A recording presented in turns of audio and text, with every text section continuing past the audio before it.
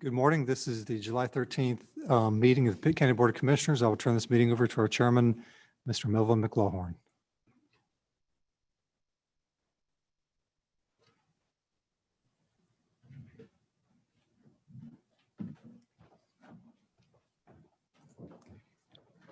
I believe our commissioners are muted. Okay. All right, Mr. Chair, you should be ready to go. Well, maybe not.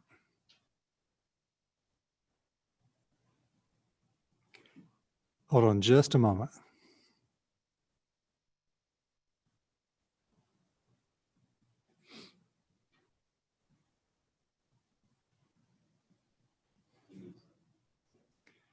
All right, Mr. Chairman, if you will try to unmute yourself possibly.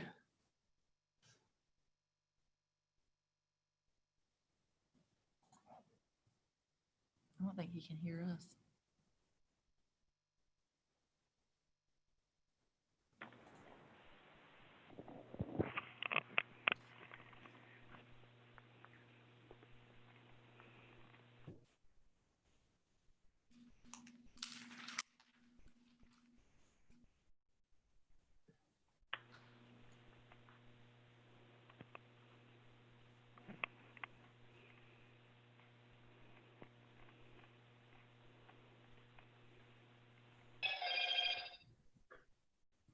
It appears we have 4 of the commissioners who have unmuted themselves, and I still have 4 who are muted. Commissioner Fitzpatrick, Floyd Huggins, and McLawhorn.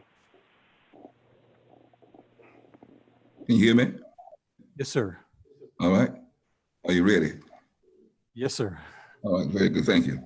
I'd like to welcome everyone to the July 13th morning session of the Pitt County Board of Commissioners. And at this time, we're going to have roll call. But before doing so, Madam Clerk, I got a call from Lauren White. She's under the weather, and she's not going to be able to join us this morning. So I guess we need to have a motion to excuse her from. Chairman McLawhorn, this is Tom Colson. I make a motion that we excuse Lauren White from the meeting. Okay, is there a second? Okay. I second this Beth Ward. Okay. Madam Clerk? Yes, sir. Chairman McLawhorn, Yes. Vice Chair Colson, Here. Commissioner Albright, Yes.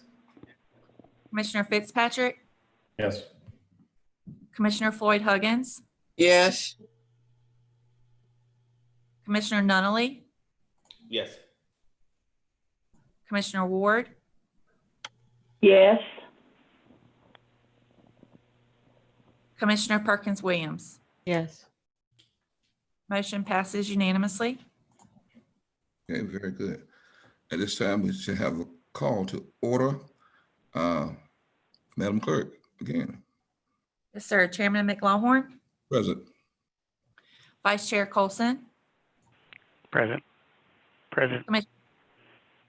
Commissioner Albright, Here. Commissioner Fitzpatrick, Here. Commissioner Floyd Huggins, Present. Commissioner Nunnally, Present. Commissioner Ward, Present. Commissioner Perkins Williams. Here. Everyone is present with the exception of Commissioner White. Thank you very much, Madam Clerk.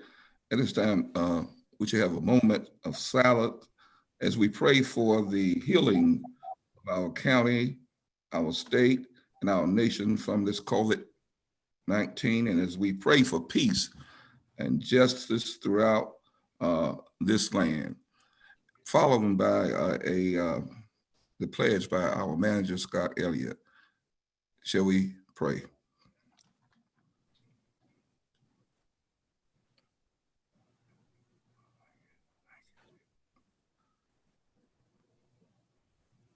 Amen.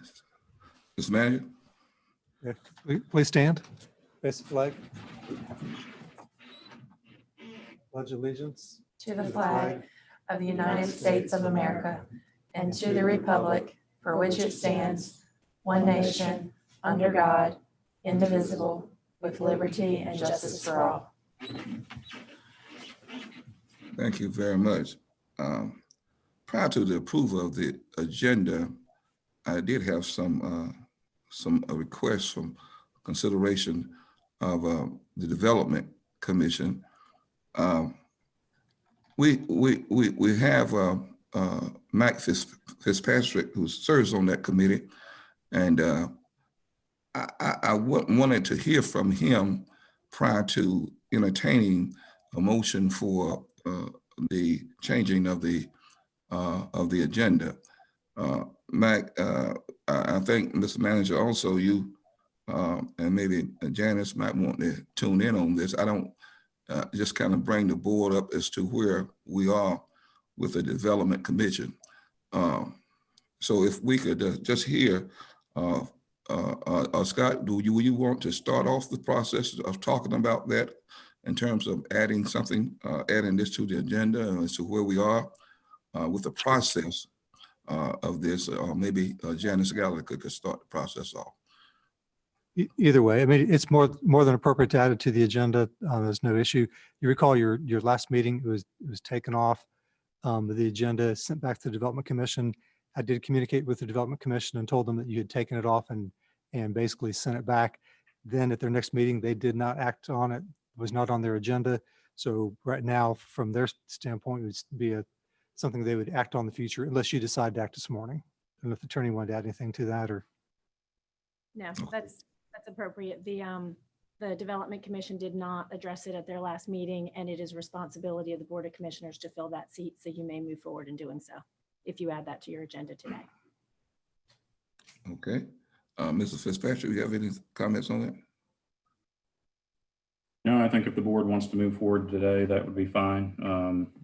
The Economic Development Board is in the process of revisiting potential changes to the bylaws, which have been some pretty significant changes, none of which I think are probably for the better, but that's a work in progress right now. So if the board wishes to address the appointment today, I think that would be appropriate. Okay, very good. At this time, we'll entertain a motion for the approval of the agenda. Mr. Chairman, you've got Commissioner Colson and Wards and Perkins Williams hands up. Okay, Commissioner Colson. Okay, the reason that I wanted to make a motion, it's separate from this other one. So if you want to go ahead and do this one and then come back to me, because I have a different motion I'd like to make. Okay, Commissioner Ward. I'd like to make a motion that we move forward with the appointment of, I've forgotten her name right now, but the lady who is representing north of the river, and we've had her on there, and this board to me has been without all of its members for too long, and I think we should move forward with this. The name was Linda Smith. Yes, thank you. And if I just may suggest at this juncture that it be a motion to approve the agenda with that item added on, would be the motion, as opposed to moving as to that particular item before we've approved the agenda, if that was your Okay, intent. I'll take the motion, if that's okay, to include the approval of the agenda with this addition. Okay, very good. Commissioner Perkins Williams. Commissioner Perkins Williams.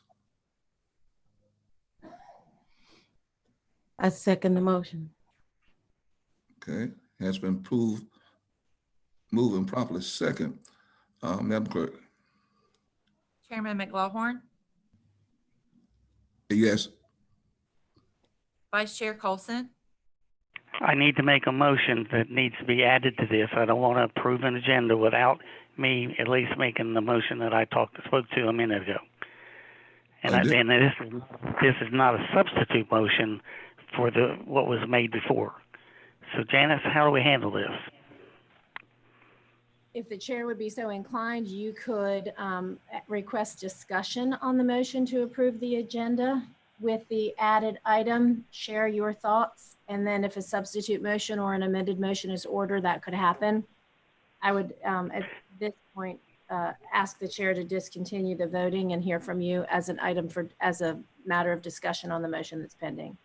Thank you, Madam Attorney. But Is the this- problem is that I don't have a problem with this motion. But if we approve this motion, we're also approving the agenda with that item added. I would like to have something removed. Commissioner Colson, what would you like to have removed? I would like to have item 10.3, the proclamation declaring racism a public health crisis, to be deferred until you, Mr. Chairman, can form a committee that would approach this with alternate language suggested rather than just copying and pasting Pitt County in place of Mecklenburg. Well, Commissioner Colson, as you may have read, this is going to be on for discussion. Our manager and our attorney is going to be doing exactly what you said when this come before us. So it's not to approve it today, but it's to give them the authority to develop this. I think I'm right in that. Is that correct, Mr. Manager, Madam Attorney? Yes, we would need the board's direction as to what, if any follow-up steps you would want taken on this. So I think this is in keeping with what you're saying, Commissioner Colson. Well, it has been our custom that when we wanted to remove something, and my proposal is to make a committee that would come together, either that or to have a full special session to discuss just this itself. The fact that it's an item for discussion doesn't mean that it won't end up being voted on. And I would like to see it not voted on today. There needs to be some changes to the language, I believe. All right, I've made my point. Go ahead and forward, and I'll bring it up again at the time of this item for discussion comes around. Okay. At this time, we have the, like to make a motion. Anyone made a motion for the approval of the agenda? So Was you that have that, already- you just need to resume your voting after the period of discussion. So if you'll just start from the top again, if the clerk would start from the top again, we already have the motion and second on the floor Okay. for your vote. Those in favor of the motion, Madam Clerk? So the motion remains as is. Motion to approve the agenda with adding the appointment of the Development Commission. Chairman McLawhorn, Yes. Vice Chair Colson, Yes. Commissioner Albright, Yes. Commissioner Fitzpatrick, Yes. Commissioner Floyd Huggins, Yes. Commissioner Nunley, Yes. Commissioner Ward, Yes. Commissioner Perkins Williams. Yes. Motion passes unanimously. Very good. Thank you very much.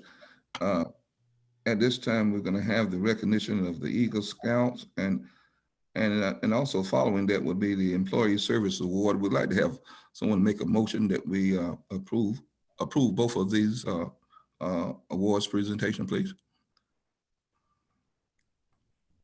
Got a raised hand by Commissioner Nunley and Floyd Huggins and Ward. Commissioner Nunley? Thank you, Mr. Chair. So moved for acceptance and presentation of both of these awards. Commissioner Floyd Huggins? Second. Okay, has been moved and properly second, Madam Clerk. Yes, sir. Chairman McLawhorn, Yes? Vice Chair Colson, Yes. Commissioner Albright, Yes. Commissioner Fitzpatrick, Yes. Commissioner Floyd Huggins, Yes. Commissioner Nunley, Yes. Commissioner Ward, Yes. Commissioner Perkins Williams.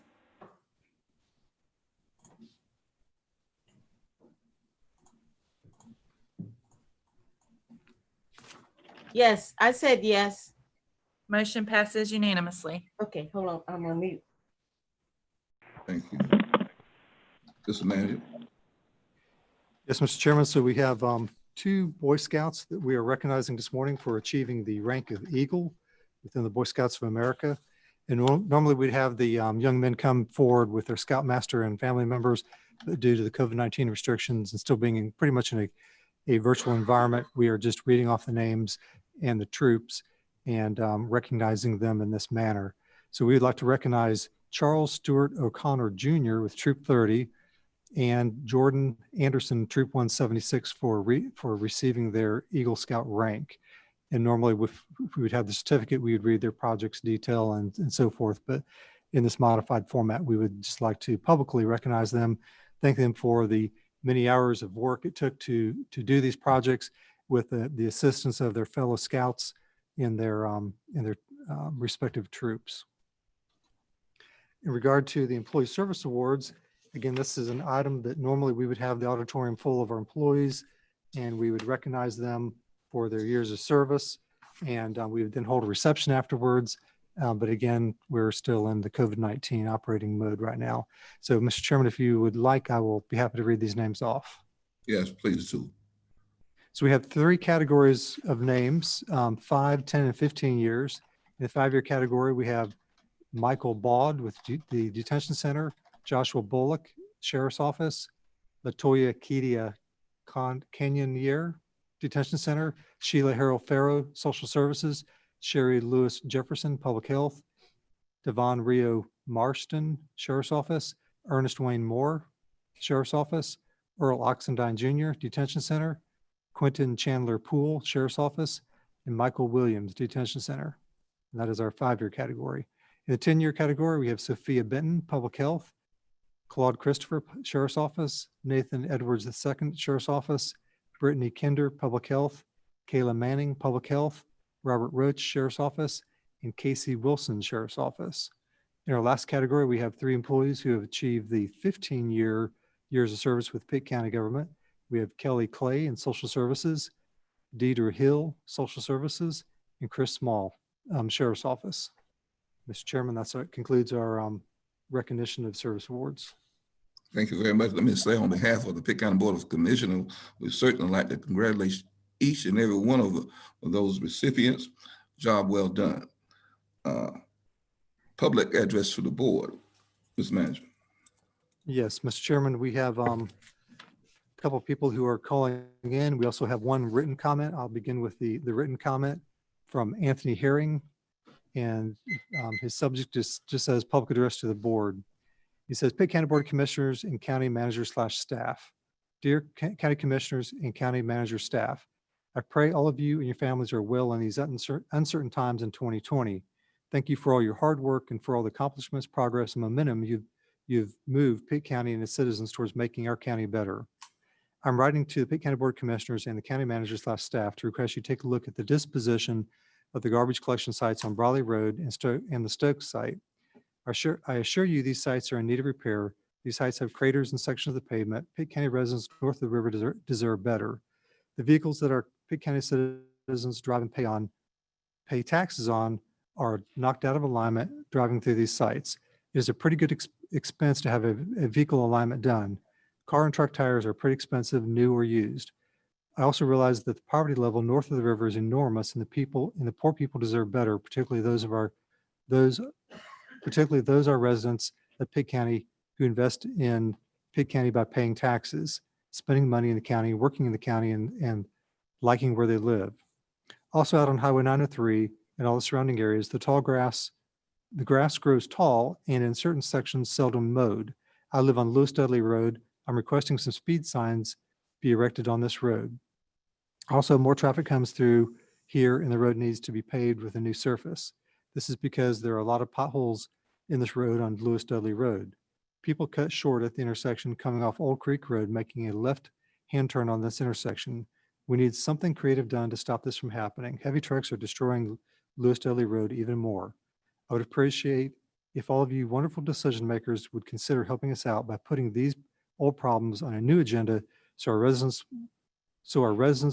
want won't have to continue complaining about old problems that require immediate resolution for the citizens of our great county. Please do make us proud by resolving these old issues. Thank you all. Sincerely, Anthony Herring. Then, Mr. Chairman, we had a couple call-ins. I'm not sure if they are on our list, but Donald Reddick and James Butler and Lee Guth. I know Lee Guth is on the list. Madam Clerk, do we have any others, the other two? I don't see them on the list currently pulled up.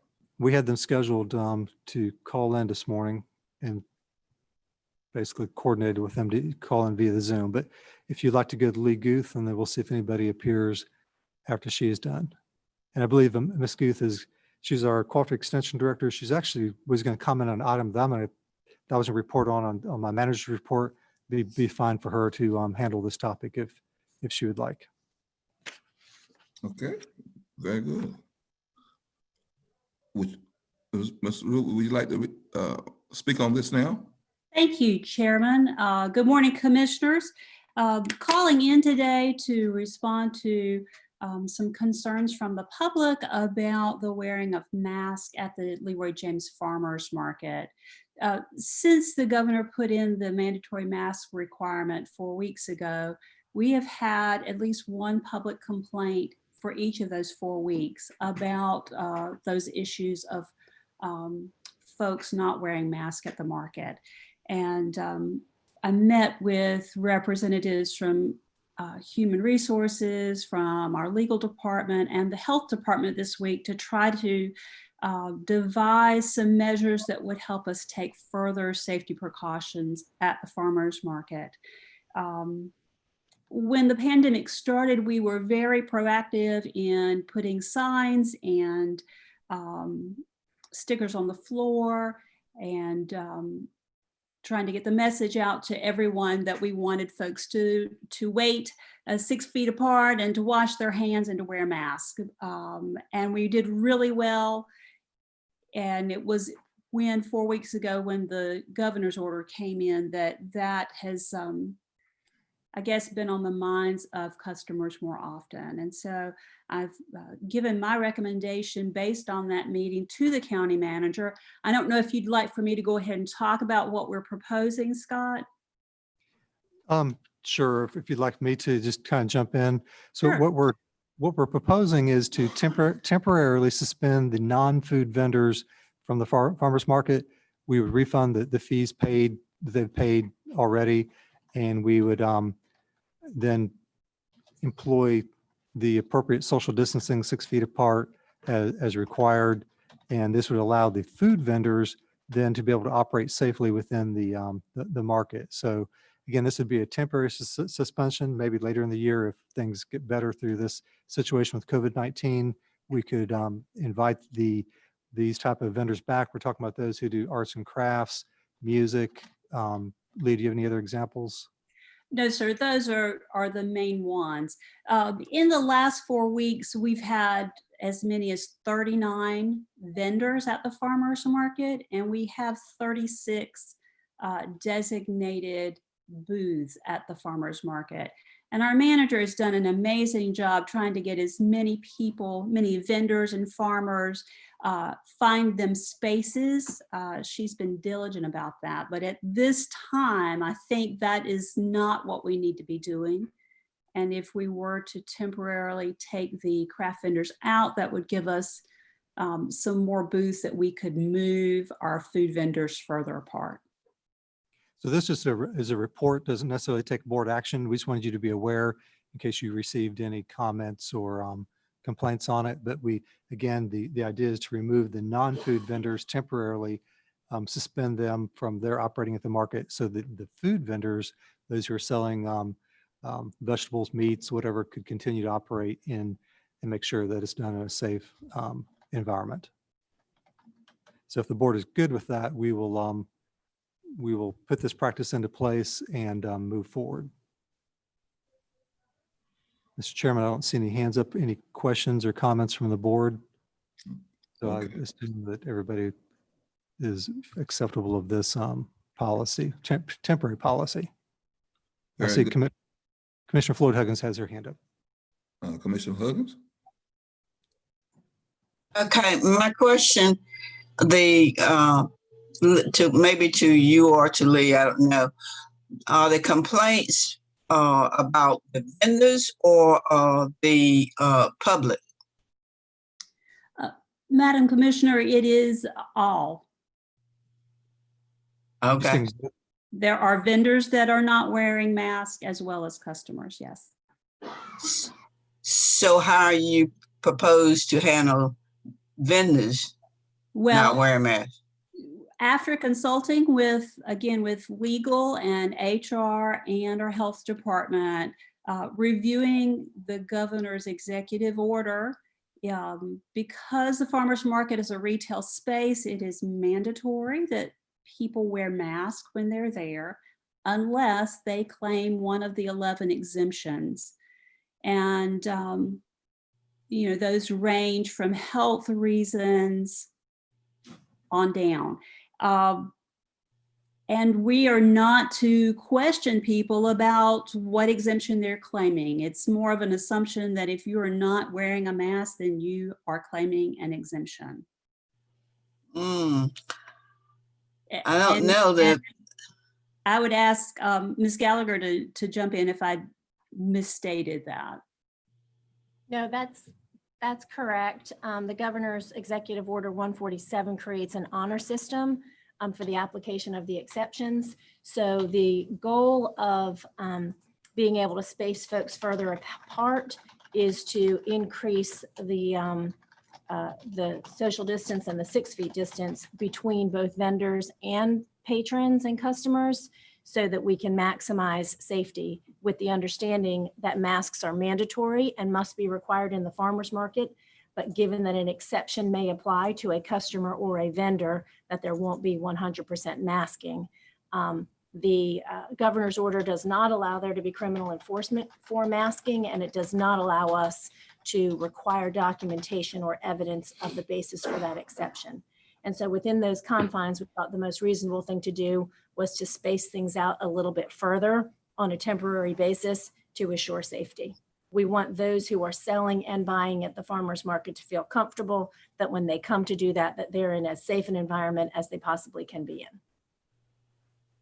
Mr. Chairman, you have Commissioners Nunley and Colson's and Ward with hands up. Okay, Commissioner Nunley? Thank you, Mr. Chair. Lee, am I correct in assuming that all of the vendor spaces that we're considering are indoors? Yes, yes, sir. Okay, so and Madam Attorney, maybe you can clarify this for me. And so far we are not posting, I guess, people when they're setting up their booths. We're not requesting that they at least give their word that there's an exception. We're just assuming that there's an exception if they're not wearing a mask. Is that what I'm hearing? Yes, sir. No. Well, and we've addressed it with those who have not worn masks. We can only address it to some extent. Right. Correctly. And Yes, and we're not doing a questionnaire or a temp check or anything like that prior to folks setting up. Out of your current vendors, how many, you said you've got 36 stalls, is that right? Yes, sir. Out of those stalls, how many vendors are currently masking? Oh gosh, I would say 80%. 80%. Okay. And of those 20% that are not masking, have they verbally given you a reason for not masking? No, sir, I've not asked. Yeah, I see. Madam Attorney and Mr. Manager, it would be my hope that we are at a minimum requesting that if it is a mandatory requirement that folks wear masks, that we at a minimum are asking that if you do have a reason, that you at least state a reason. You know, I think that the point is, and this is becoming more and more clear, that indoors is the highest risk of transmission. Masking is an effective remedy. So if you're wearing a mask, it's safer for everybody. And so in particular, if we're licensing vendors to sell at the farmer's market, it would be, I think that at a minimum, if you do have a health concern that you're not able to wear a mask, that we at least are affirmatively stating that it's mandatory that you wear one. If you don't, you need to state a reason, and it needs to be one of the 11. I think at a minimum, we ought to be doing that. And I'll just leave it at that. But this is about the health and safety of the public and the other vendors. And none of us are comfortable wearing a mask. That's not the point. The comfort is comfort in ability to continue to operate a commercial environment in the midst of a pandemic. So, you know, I think that we need at a minimum to be requesting that if there's an exception that they provide one. Okay. Next. Good. I want to ask Commissioner Nunley, did you want to make that in the form of a motion, or were you just stating that? No, I mean, if I understand, this is just a report, and I just kind of level my opinion that, you know, and I'm not sure, and Madam Attorney and, you know, Mr. Manager, you can, if you feel like it's necessary to take formal action, but if it's my understanding, this is just a policy, and I'm just sharing my opinions as a commissioner and a fellow citizen of Pitt County, that I feel better if our vendors are masked because it's mandatory, and if they're not masked, that they provide a reason. It's pretty simple. So I don't know if a formal motion is necessary on that, but I would rather more vendors and everyone masked than less vendors and, you know, kicking people out. You know, I think it's, you know, but we've got to do what we've got to do to keep our public safe and our other vendors safe.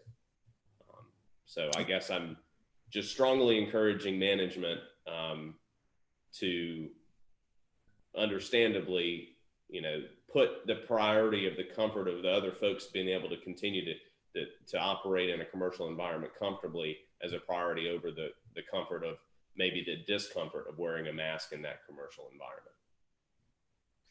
Mr. Chairman, in response, I don't know the discussions that legal had with Lee Guth, but I wonder if we could, like some retail establishments, have signage up saying that masks are required.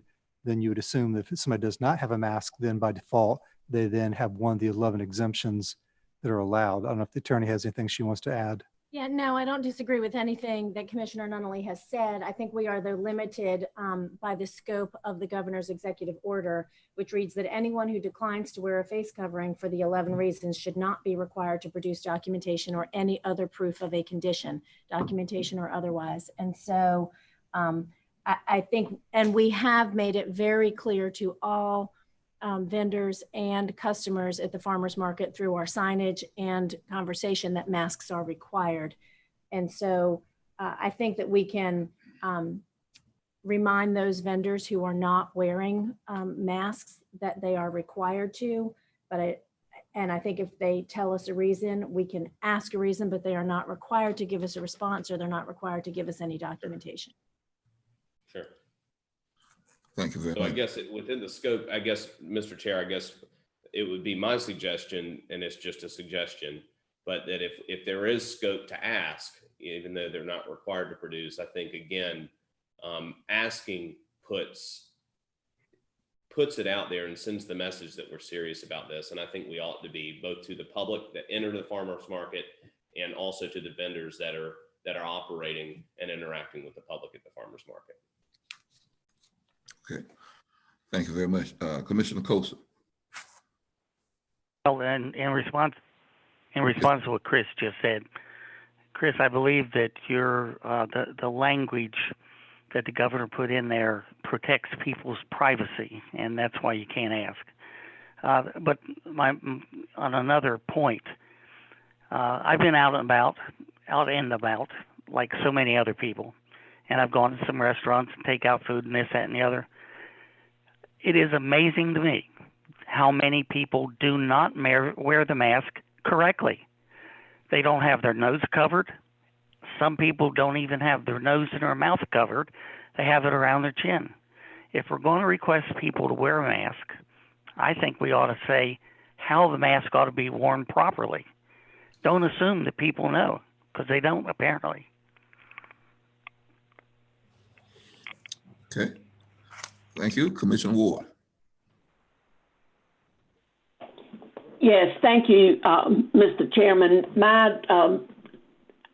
What I was going to ask, and I don't know if we are doing this, I heard something about signage from our attorney, but I wonder if we need to do at least 2 signs that would be very prominent that would state the expectation of the vendors wearing masks and anyone going in to shop wear a mask unless there is a reason, and maybe have those listed up there.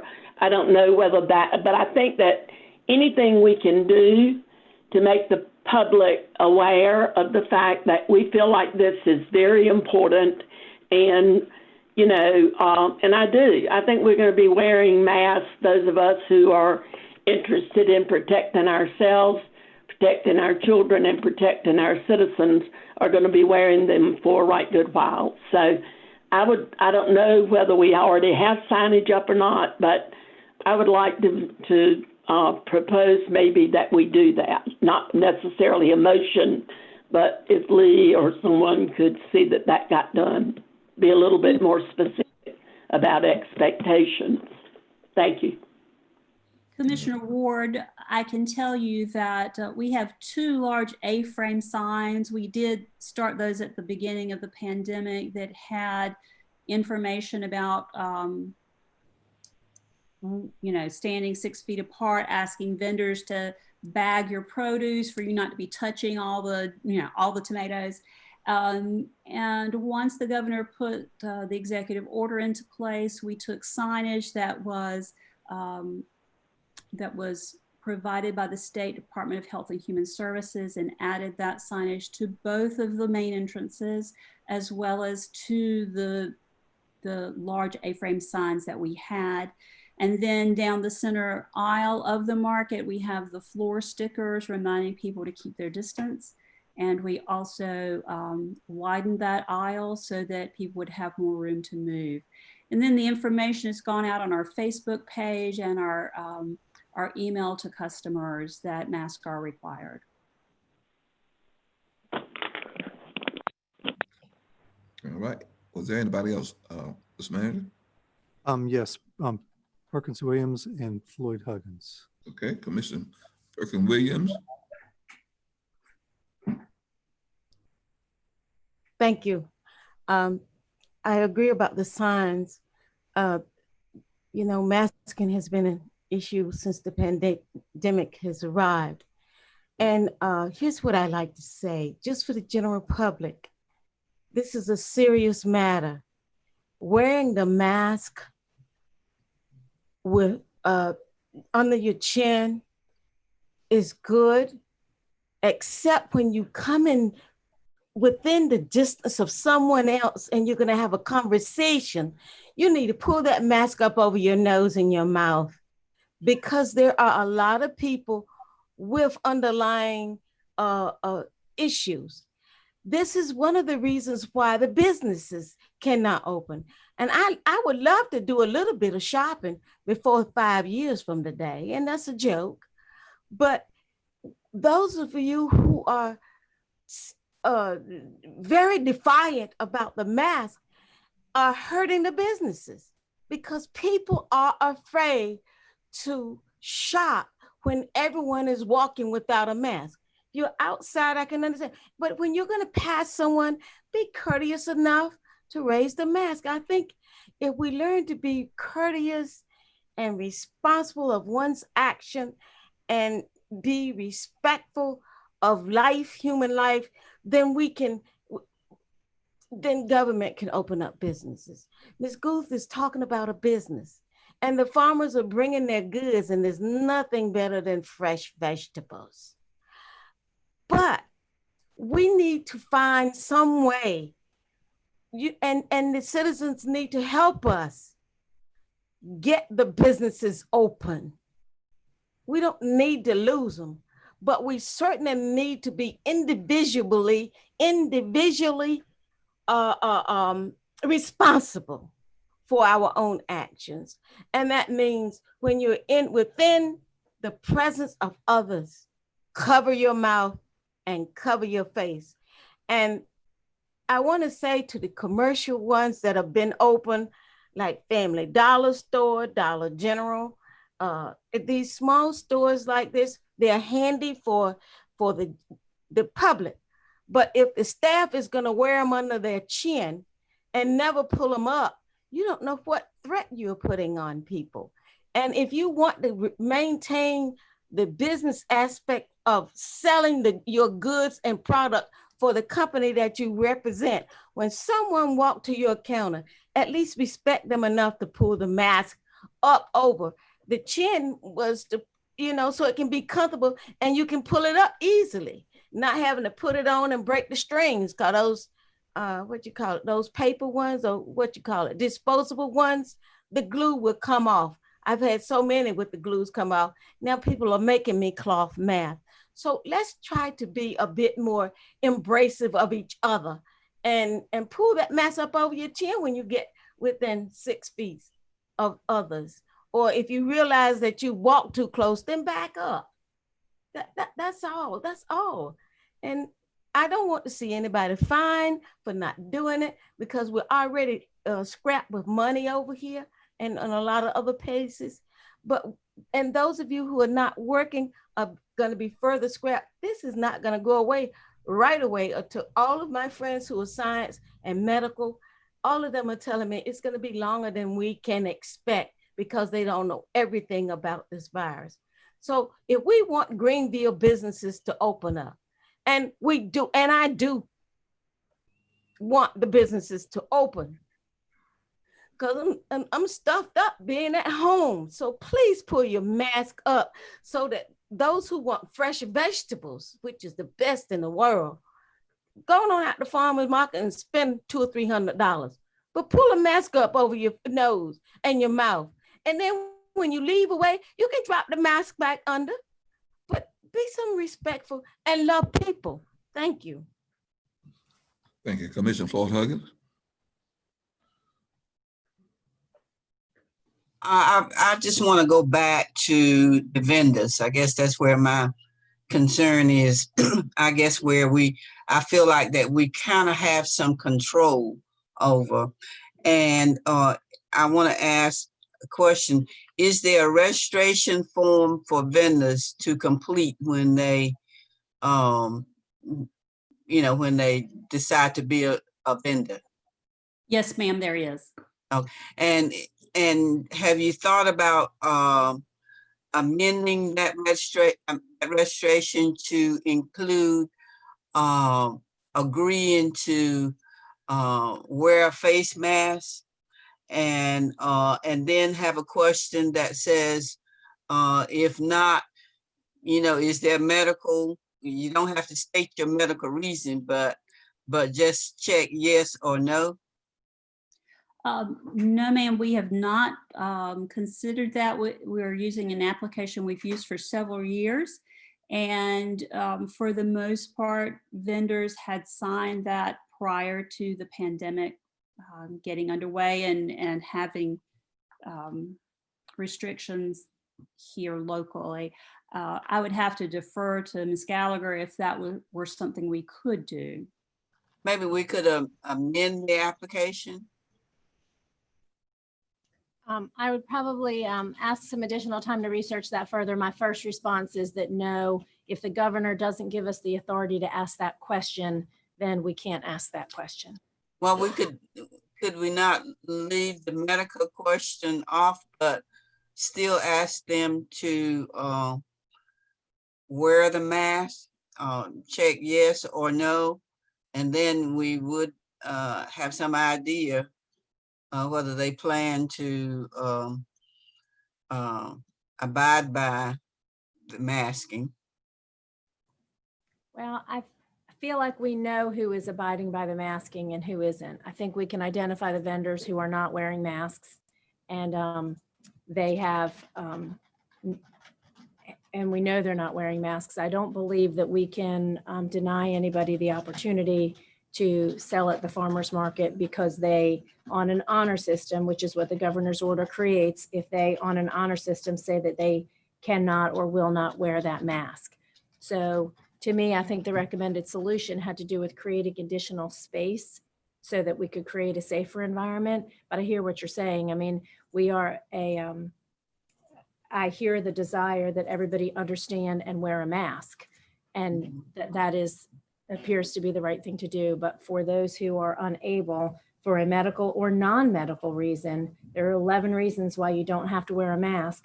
The governor's order clearly says, if you decline to wear a face covering, you will not be required to provide any proof as to why, or be required to produce any documentation. And then his order goes on to say that he has created an honor system, that North Carolinians will be on the honor system about whether or not there is a reason why they cannot wear a face covering. I'm reading from the governor's order.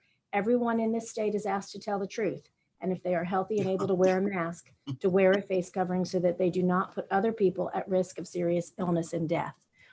Unless we had a county policy that was more stringent than the governor's order, which this board has failed to do, I don't believe that we can require the masking. There is nothing that prevents a local government from applying more stringent standards in its buildings, but Pitt County has declined to do that as of today. Okay. Mr. Chairman, you have Commissioner Nunley, Ward, and Albright. Okay. Ms. Ward and Ms. I'm everything I needed to say. Thank you. Okay. Mr. Nunley? Thank you, Mr. Chair. Lee, I guess this question for Lee and Scott, and I guess this is a question about capacity at the farmer's market and whether or not there's a cost-effective way to create some open air space at the farmer's market so that we're not having to push vendors out of their ability to operate their business at the farmer's market if it's not food related, or if a vendor would prefer actually, during the COVID pandemic to have an outdoor space. If we've got the ability in space to maybe put up an outdoor tent, a big tent covering to create some additional vendor space, or if that's something that's going to be looked at during this period of, I guess, closure. I just hate that we've got businesses that are out there operating. You've got, some compliant, some not compliant. But, if there is 80% compliance, is there a way to create some outdoor space, which is safer anyway, so that we can continue to operate the farmer's market at full capacity, full retail capacity? And that's just a general question. Commissioner, I would say that in the past summers, the manager has put vendors outside. There are some areas that can be safely done, and then there are areas that it's not so safe. We already have a parking lot issue with needing additional parking, and it being a little crazy to be out there on a Saturday morning. So there are potentially some spots that we could put folks outside. And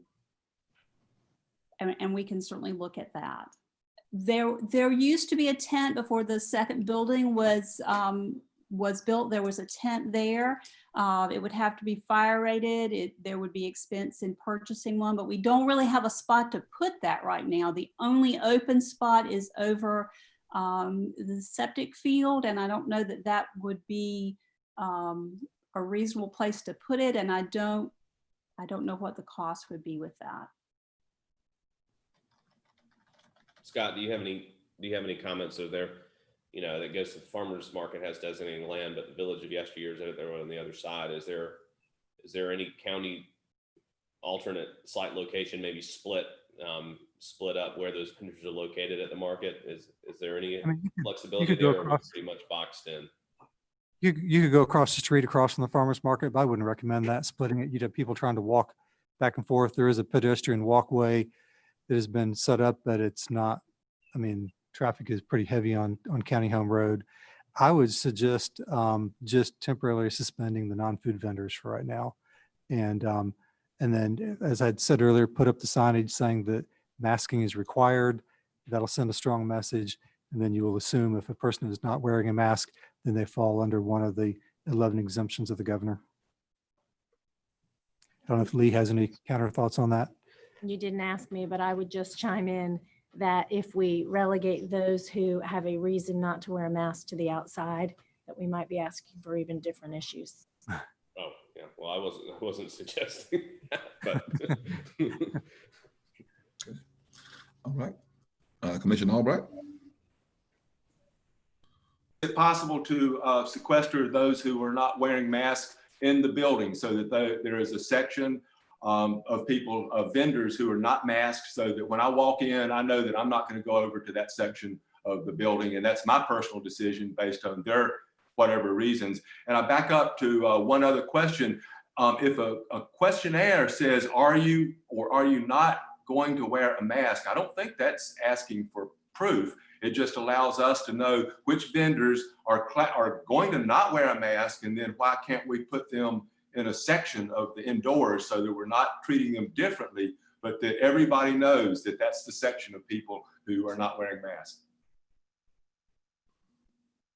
I think that's treating them differently. Okay. All right, Mr. Chairman, that's all the hands up we have on this public address topic. Okay, very good. Just emphasize again that we wear our masks to protect others, and hopefully others will wear their masks to protect us. So it's important to wear your mask. All right, moving from that, items for report, North Carolina 43 South Land Use Plan, Mr. Rose.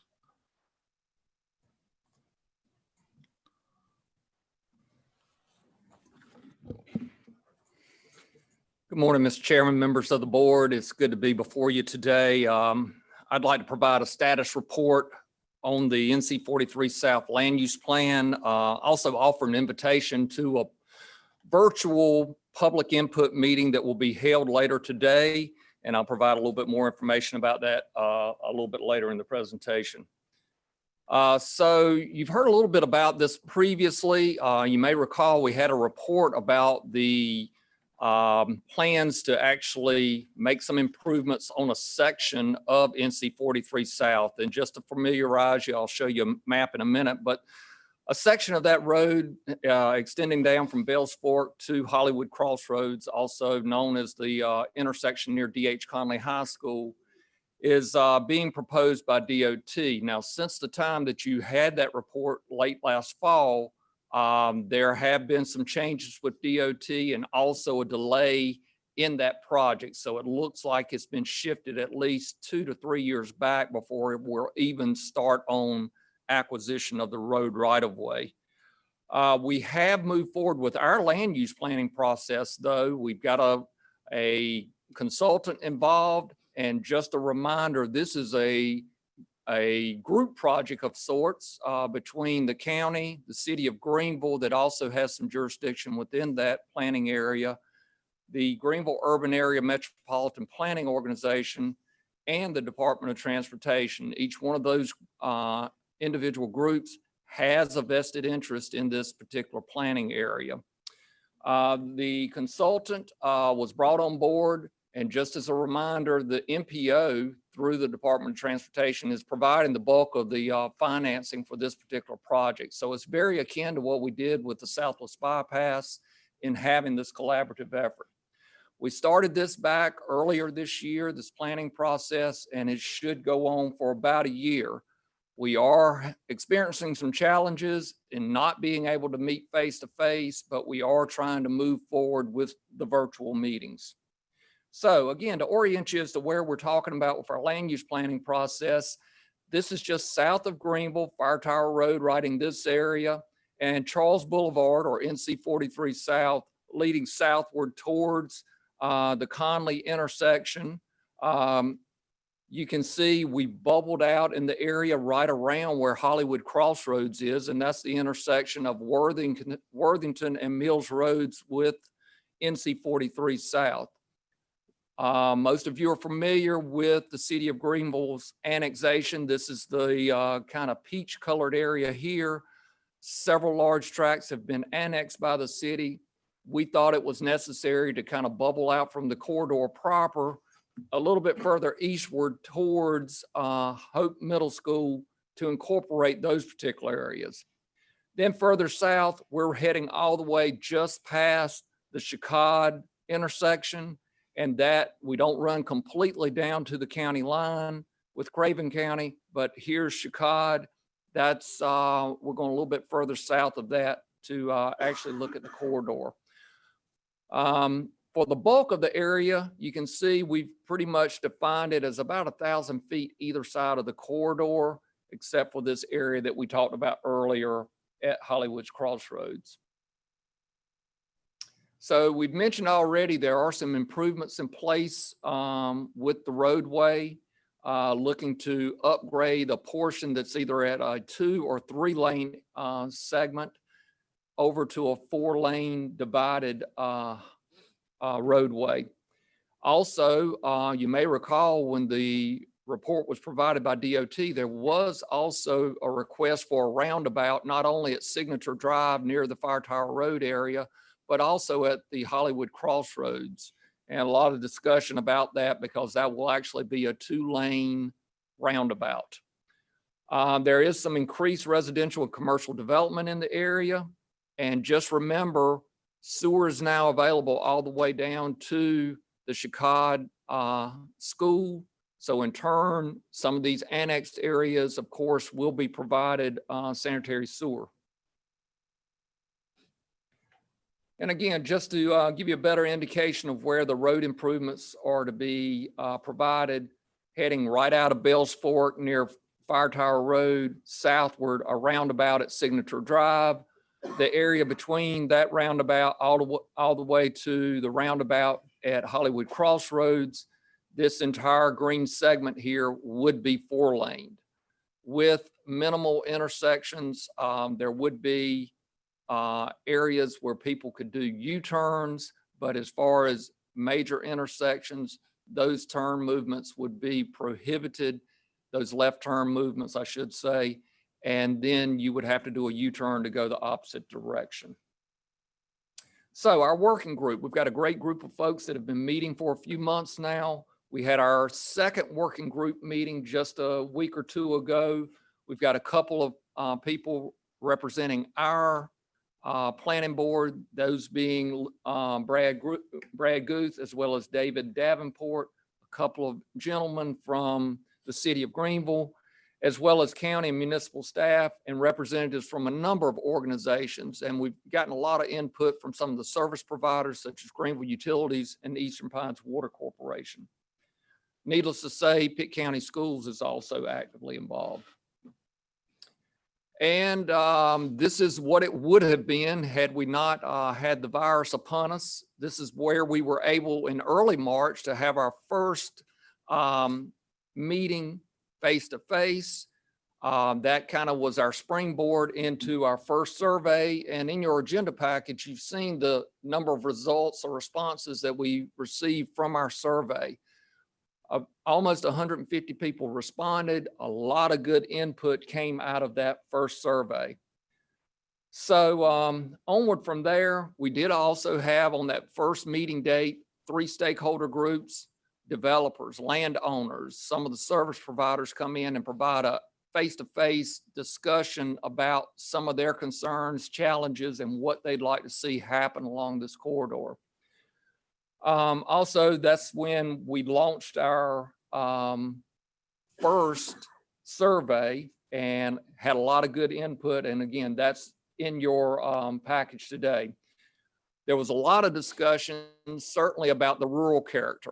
The northern section toward Bells Fork, between Bells Fork and Hollywood Crossroads, a lot of good opportunity for development there, but south of Hollywood's Crossroads, heading toward Chicod, most people were adamant about keeping it in a very rural nature. There was concern about traffic and safety, the schools, and how the future development may take place in that area. So today, as I mentioned earlier, we'll have our live virtual meeting at 4 o'clock today. We'll be providing information. We've got a draft plan, draft information ready to go out. If people want to join us live today, they're welcome to contact Eric Gooby with our staff, and he can provide you that link. Also, after this meeting, we'll also launch our second survey, which will be a little bit more detailed and make sure that we're getting good input concerning the draft plan. So again, if you want to join live, that's at 4 o'clock today. We'll also include this on our webpage so people can go in, we'll tape it, people can review what's said today during the live meeting, and then move forward with completing the survey if they so choose. A little bit more information about where we go from here. We've got a number of other meetings proposed. Most likely the next ones will be virtual as well with our working group, but we'll be rolling out our final draft plan later in the year if we're able to keep on schedule, and then most likely move towards some adoption process very late this year or early 2021. So again, we have a webpage developed for this, www.pittcountync.gov/NC43 South Plan. We welcome folks going online, and certainly they can contact staff if they have any questions about the plan or the survey. So with that, Mr. Chairman, that's our report for today. Thank you very much, Mr. Rose. Mr. Manager, are there any hands? No, sir, not this time. Very good. Thank you. Thank you. We'll now move down to Dr. Silvernail, Public Health Director.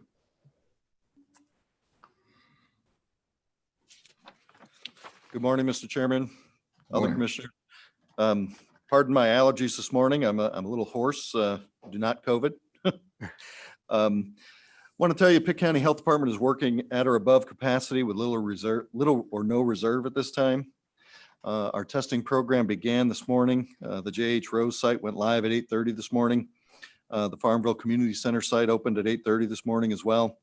The Moywood Cultural and Recreation Center site will open on Thursday morning at 8:30. Thank you. On Saturday, the Andrew A. Best Medical Society, in conjunction with the Old North State Medical Society, will host a testing event at the Koinonia Christian Center here in Greenville. This event is being supported by Pitt County Health Department and the County Emergency Management Office.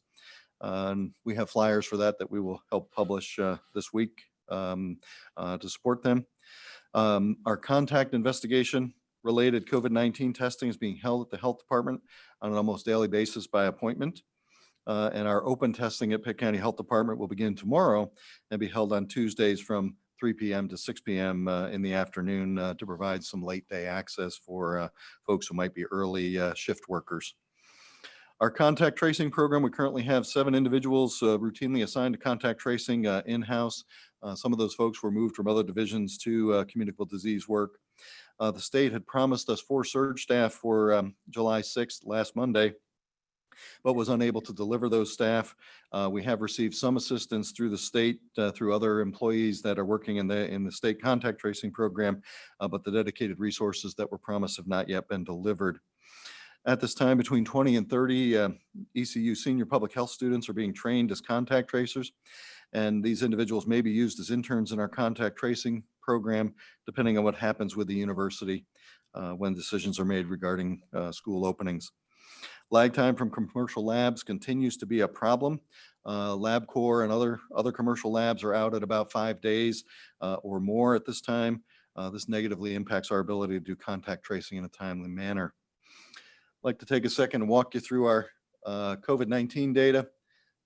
You should see on your screen, this is the state website. There we go. And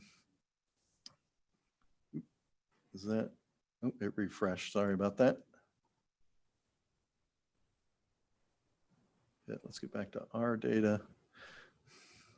There we go. You can see looking over the course of the epidemic, we've had in general a very nice flat curve, a slow rising curve throughout the epidemic, never the geometric expansion that we were fearful of.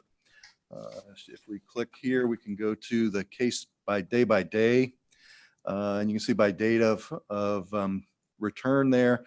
After June 1st, there was clearly an uptick in the number of cases that we had. That was shortly after the Memorial Day weekend holiday, also coincided with early June with high school graduations and continued graduation parties. Now we're into the early post 4th of July time, and we continue to see cases, new cases. So there's clearly an uptick from earlier in the epidemic. If we look at this, the state has us, our cases at this time at 56% white, 29% Black or African American, 14% other.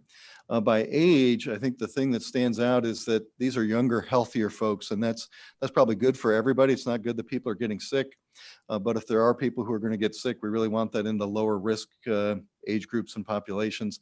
So you can see the largest demographic age-wise is the 25 to 49-year-old age group, and that currently represents about 42% of Pitt County cases. 75 plus are 6% of our cases, but overwhelmingly, when we look at the death data, part of our death, high percentage of deaths. If I go back up, I want to show you the deaths by date. State is still showing us at 6. We show 9. We did accept 3 deaths that were related to one of the nursing home outbreaks. The state apparently has not seen to credit us with them in their data set. If we go down to demographics on deaths, give that a second to require. Deaths are 83% of deaths were amongst white individuals, 17% among Black or African American individuals. And again, you can see that the death rate is heavily skewed to the older population, with 50% of our county deaths in the 75 plus age, 33% or 1/3 in the 65 to 74%, and 17% in the 50 to 64 year old age group. We have not had an individual in Pitt County below the age of 50 die. Racial breakdown or gender breakdown, it's half and half male, female. And at this time, it's 100% non-Hispanic from an ethnicity standpoint. And that is my report for this morning. Okay, thank you very much. Are there any questions, comment? You see any hand? Mr. Chairman, no hands are raised at this time. Okay, very good. I'd like to thank you, Dr. Silvernail. Continue the good work. You do have Commissioner Perkins Williams has raised her hand. Commissioner Perkins Williams. Go through 2 things to unmute. Okay, thank you, Dr. Silvernail. I have a question for you as it relates to the turnaround time. Because the site's turnaround time the same or a quicker period of time? Yes, Commissioner, forgive me for not mentioning that. We have signed an agreement with Vidant Health to use Vidant Medical Center for our county testing program. And at this time, they have promised us 24-hour turnaround. So today is the first day that we're actually collecting samples using the Vidant system. And so we will see if and I'm assured that they will deliver us results by tomorrow morning. Okay, thank you very much. You're welcome. Okay, thank you very much again. Welcome. And we do have Board of Election, Dave Davis. Good morning, Chairman and Commissioners. Just wanted to give you an update as far as how we're preparing for voting with COVID. It's going to be an ongoing work in progress. Right now, we currently are working on 3 things. The first being that involves the public is absentees. We've received as of Friday, 2.5 times what we received at the same point in time as far as absentee requests in 2016. So we can see that that's going to continue to trend. Where it's going to go, we don't know, but we know we're going to see a huge increase in the absentees. And we've gotten several questions as far as absentee voting and vote by mail. In North Carolina, that's the same thing. So you can let folks know if they have a question about that, help share that information. It's just a simple process of completing an absentee request and sending that into our office. It can be delivered in person by the voter or near relative, by mail, fax, or email. And hopefully when things improve as far as with COVID, we have our multi-partisan assistance teams that can go out and visit retirement facilities. Unfortunately now, facilities aren't allowing visitors, so our MAT teams can't go out to help and assist with those absentee requests. But the state board is working with Department of Health and Human Services as far as ways to possibly work around that to get assistance to the voters in those retirement facilities who may need it. Starting September 1st, the state board is going to create an online portal where voters can go online to this website and request an absentee ballot rather than having to fill out the form by hand or on computer. So that is coming. September 4th is when we'll begin mailing out the absentee ballots. We can't, at this point in time, we're getting several of those calls as well from all the requests that have been submitted, and that we don't have the ballots yet. We still have the national conventions for the parties to do to make their nominees official. So we have to wait for all that process to go. But September 4th, that's a Friday.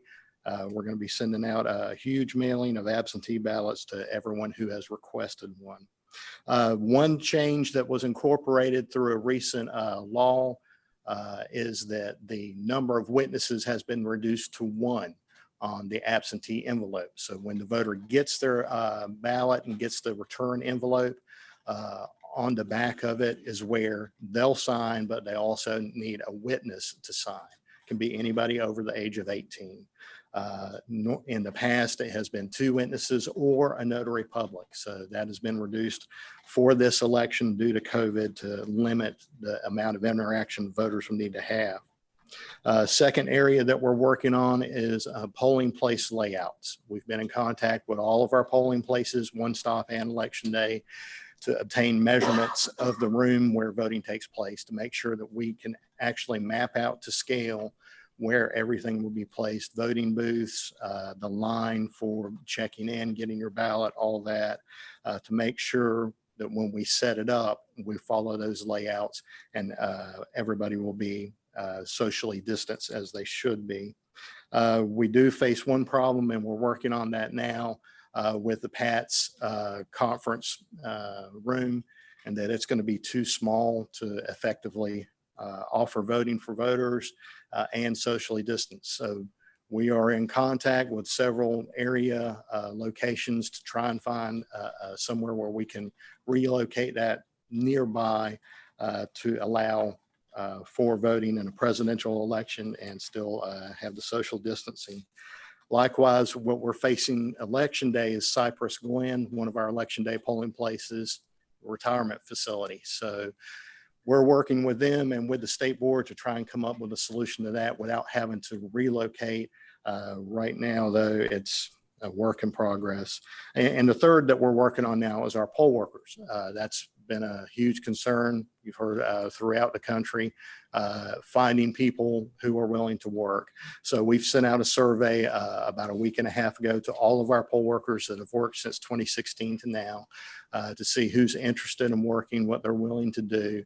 And it's been very positive. I think we've only had, out of the hundreds that have replied, a couple of dozen that said they want to sit this election out. And that's understandable considering the average age of our poll workers is about 65. So they're in that danger group that could be most effective. Now, what we have coming ahead of us, the law that I mentioned before, Session Law 2020-17, it's where the one witness for the absentee return envelope that was brought into play. Most importantly for us and for every county in the state is CARES Act funding and HAVA funding to help deal with the excess costs for absentee by mail. So we have what we have budgeted, but anything that we may have to go over that, we can use some of these funds to help cover the cost of the postage and the mailing. That's on our end. Unfortunately, the law didn't include anything as far as for the voter, as far as covering their postage. Right now, based on what it was in the primary, it's 50 cents for the voter to return their ballot, 50 cents postage. So that didn't make it into the law, but there is a little bit to help cover the counties. Also, it is going to really help with the PPE, and the state board is working on that now to try and develop a consistent response, and also the purchase of good quality PPE and equipment. So we're waiting on them to wrap all that up with in-kind donations and working with other agencies. And at some point, they're going to send us what our exact amount is as far as these funds. We know it's going to be over 200,000. The Pitt County will have the requirements that the state board has is that every poll worker must wear a mask.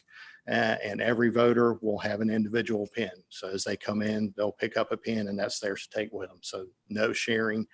The state board has even suggested the well-loved I voted stickers to not give those out, to limit any kind of transfer of items and documents.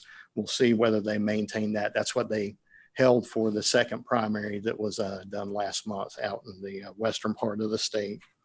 But in addition to the PPE, it will also help for any of these relocations that I mentioned. The Pat's conference room where we're having to relocate, or the Cypress Glen election day polling place. If we have to go to a private facility that charges rent, we can use those funds to pay for rent. Essentially what the state board is telling us at this time is that anything that is a cost above what we have in our regular budget, or is anything that's due to COVID, we can use these funds for that. And that's all I have, unless there's any questions. Okay, thank you very much. I do want to ask you a question prior to leaving here. The underserved communities here in Pitt County, how would you have them to get their ballots? They don't have the computers. They don't have access to the mechanism to get there. Would you explain that to me again? It's a simple process. They can actually call our office, and we have mailed out several. We can send a blank absentee request form. We're prohibited by law of pre-filling it out for the voter as far as their name and address. So it's going to be a blank form. But if they call our office, we'll gladly mail that to them so that they can send that back. We've done that for several individuals, and we'll be happy to do that. Okay. Mr. Manager, are there any hands? Yes, you have Commissioner Perkins Williams' hands up. Commissioner Perkins Williams.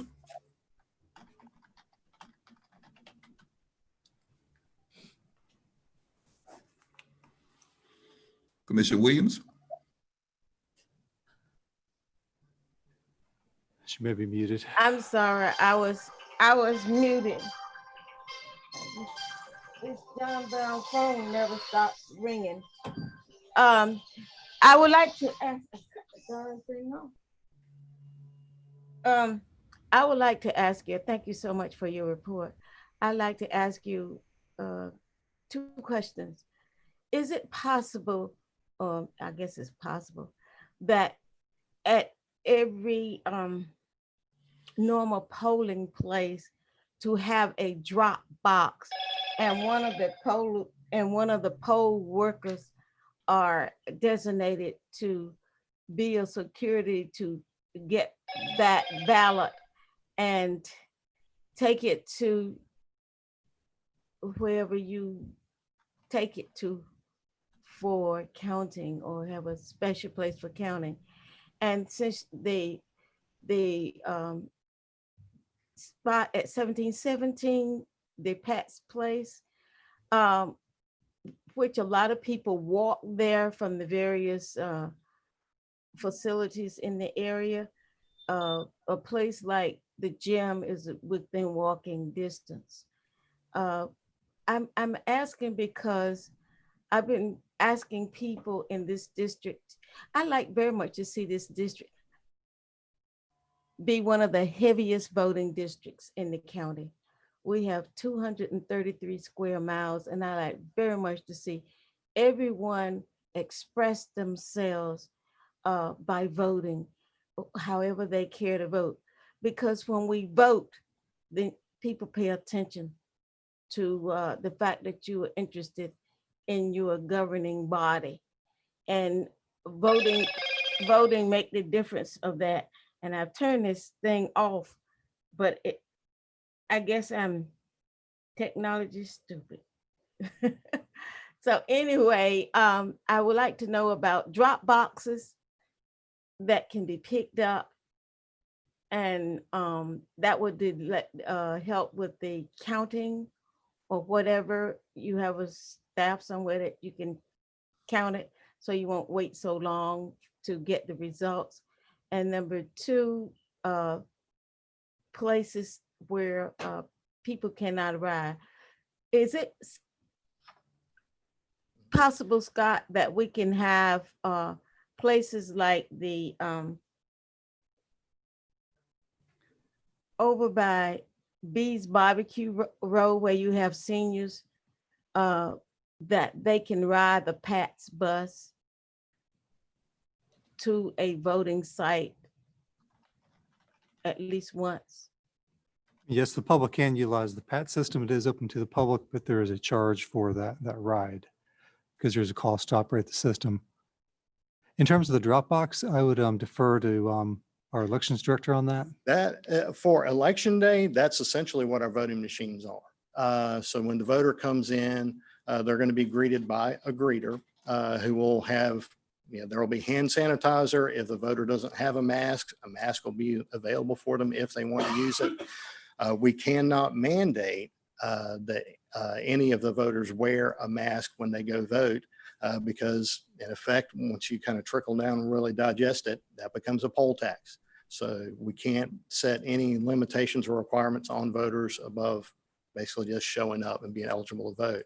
But they'll come in, they'll go to the check-in table where the check-in assistant will look up and make sure that they're registered, give them their form with their name and address on it, showing that they're verified and eligible to vote.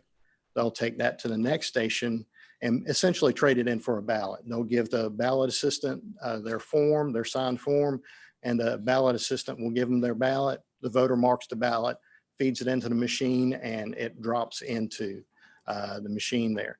And the machine it's running the count. So at 7:30, they just close polls, and that's where our results print. That's the normal thing. But what I was talking about, because I want to get my ballot sent to me, but I want to not leave it up to the post office to deliver it to you guys. I want to take my ballot and drop it in so I know it will be accessible to you. I'm not too much on trusting everything nowadays. So what I'm trying to say to you is I'm going to ask, and this basically what I've decided, that I'm going to ask for my ballot to be sent to me, or not, whatever it is, whatever I can get sent to me. And then I want to deliver it and drop it. Mm-hmm. Yeah, as far as I don't trust, I'm sorry, but I'm not trusting somebody else, the post office, to handle it. And I'm not going to trust anybody else to deal with it because I want it to be counted. That's understandable. Right now, as far as setting up drop boxes, I don't see anything in the law that allows us to do that, because we have to know that that ballot has either been delivered in person by the voter or near relative, or it's come through the postal service. So with the drop box, that makes that really difficult. Now, that could change with the state board looking at things, addressing COVID. They're still trying to digest things from the June 23rd second primary out west to see what worked and what didn't. So they may come up with some solution like that. But at this point in time, we wouldn't, from the way I understand the law, wouldn't be allowed to do that, unfortunately. Do we have to show ID this time? At this point in time, no. That's still in the courts, so they may come up with a ruling prior to. I advise every voter really stay up on the news, Yeah. whether it's newspaper, radio, television, and see, because it's constantly, in the past few years, election law is constantly changing. But at this point in time, you don't have to show ID when you go to vote. I wouldn't mind showing my ID and signing the people said that I delivered my ballot in person and give it to an official that you've hired for collecting. I wouldn't mind doing that, but I'm not too trusting. I'm not too trusting of the post office delivering it, because I can get other folks mail in my post office box. And so I want to be assured that my ballot is gonna get where it's supposed to be in time to be counted. And I'm sure I'm not the only one. And what's already in place, it was interesting that it was included in the session law, is ballot tracking of the absentee ballots. So that way the voter can see when we received their request, when we've mailed a ballot, and when the ballot has been returned back to us. That's already in play on the State Board of Elections website through the voter lookup. During an election, you can go and look yourself up, and down at the very bottom of the screen, you can see your absentee activity, and it'll show the dates for each of those occurrences. The law incorporated or kind of has mandated that, but that was something that was already done and in place. So the look of it may change. The usability of it may change as far as redesigning of the website, but right now you can, if you do mail that in, you can track and make sure that we received it in time. As far as looking for somewhere close by to Pat's for the one-stop site, you mentioned what we had already thought of and have contacted the gym at Epps Recreation Center. We've contacted them. Cornerstone, Koinonia, I'm drawing a blank. There was one other place that we have contacted, just trying to see if they're willing to host the site, which at this time in this nature with COVID and such, some folks are going to be leery, and also scheduling, or things available. I just remembered the old AHEC building over by the hospital. That was the other one that we've made contact with to try and see if we can relocate. All of those being close to the county office building, understanding that there are voters, lots of voters who walk, who use the bus systems, and we felt like those sites would help catch those voters. There is a gym in Bethel as well, that Stokes and all that area. But here's my last question to you, and I done forgot it. I wanted to know about early voting, because the last time it was a long time. Is it still there? What's the time period for the early voting this time? One Stop Early Voting is going to open on October 15th and run through October 31st. The board is actually going to be meeting this Thursday to adopt a plan for the general election. They had actually already adopted one last December that was to take effect for the primary and general. But due to COVID, us having to relocate from the conference room at Pat's, the board is going to have to readdress it. So to adopt whatever site we may find, and also to for weekend hours. During the week, we're going to be open from 8 in the morning to 7:30 at night. And that last Saturday, October 31st, from 8 in the morning to 3 o'clock. That's required by law. Once you open a site, all of the sites have to be open those same days and hours. For the 2 intervening weekends, that's what the board is going to be determining this Thursday, opening that up. The state board has encouraged expanding hours, expanding sites to help with the social distancing, so we don't have long lines or people are concerned about their safety when they go and vote. That's October the 15th through the 30th? 31st through Halloween. Mm-hmm. Oh, Lord. Okay, thank you very much. I appreciate the report. Okay, thank you very much. And other hands up, Mr. Manager? Yes, Mr. Chairman, you have Commissioner Albright, then Floyd Huggins. Okay, Commissioner Albright. Thank you, Mr. Davis, for the report and all your work. My question is for County Manager. Is it possible to waive the PATS fee for Election Day? The rider's fee?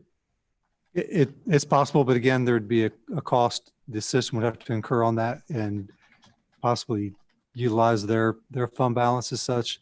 I don't know if I don't know if CARES Act funding would be applicable on that, Brian. Yeah, he said he hasn't heard anything at this point. It's something for us to look into. It would be interesting to know if that were possible, and also what the cost would be in these circumstances to help out with folks. We'll look into that. Okay. Commissioner Floyd Huggins. Thank you, David, for your information. I just want to say how happy I am to hear that that the COVID Act is going to take care of these additional requirements, like the PPEs and all for having to move an existing polling place. So for us as a commission, I'm just happy that we don't have to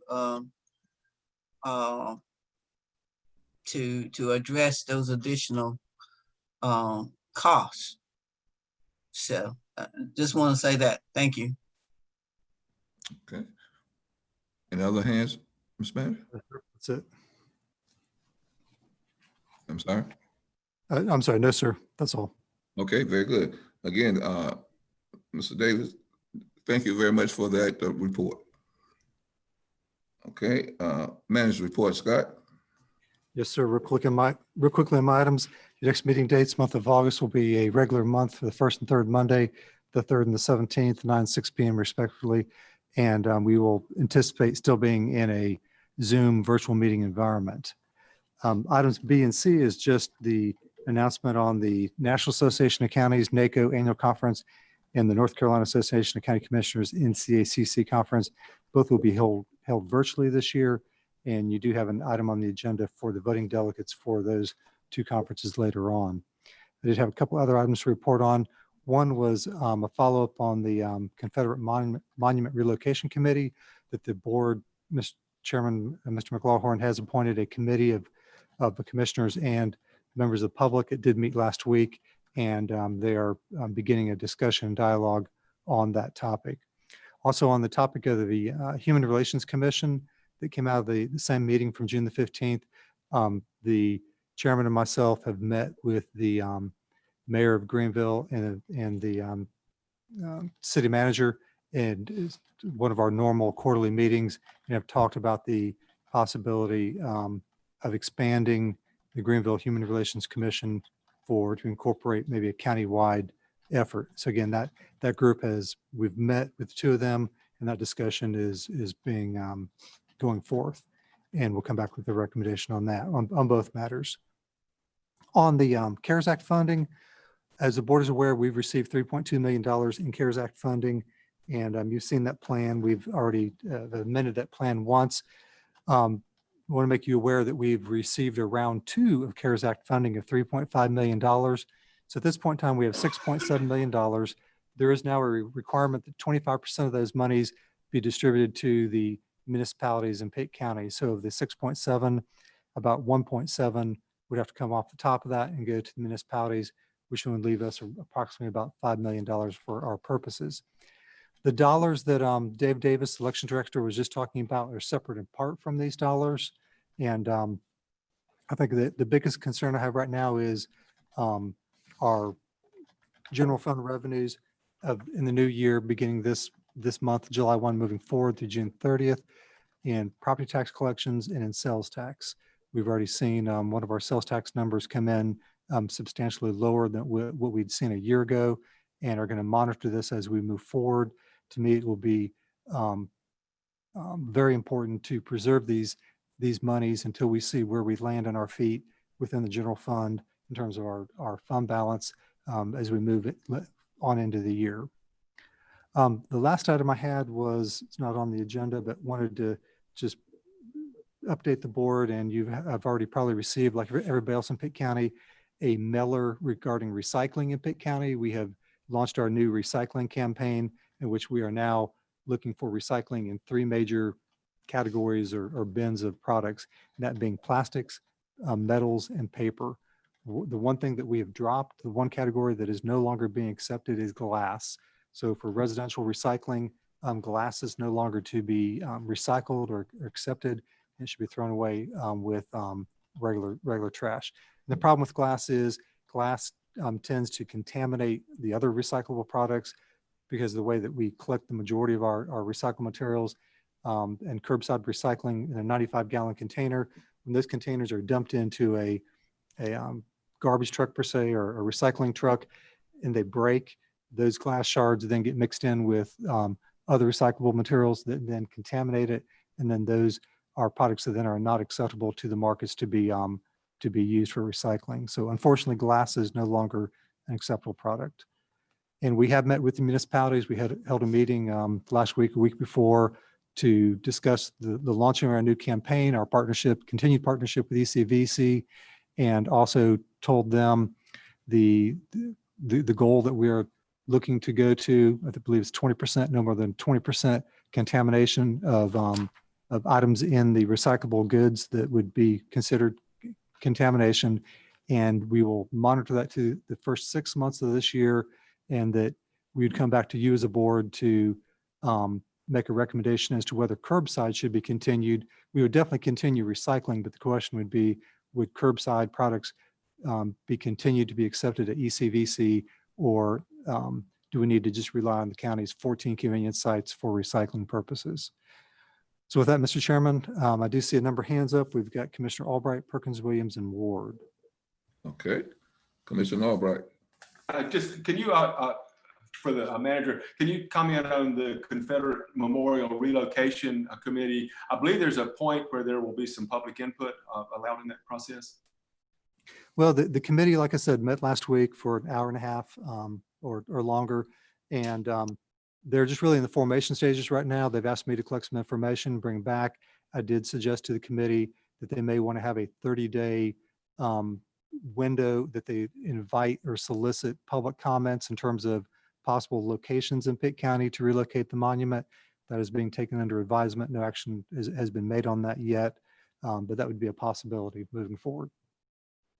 I don't know if the chairman has anything he'd like to add to that or not. No, I think you said it well. Yeah. Okay. Commissioner Perkins Williams. Thank you. Mr. Manager, there were 3 types of recycling. That was plastic, metals, and what was the third one? Paper products like cardboard and as such, and office paper, newspaper. You should have received a mailer that has everything, has even a sample pictures on it that came in the mail probably last week, I believe. Went to all residential property owners, or all residential mailing addresses, probably is a better way to say that, in Pitt County. All right, thank you. I have another question. The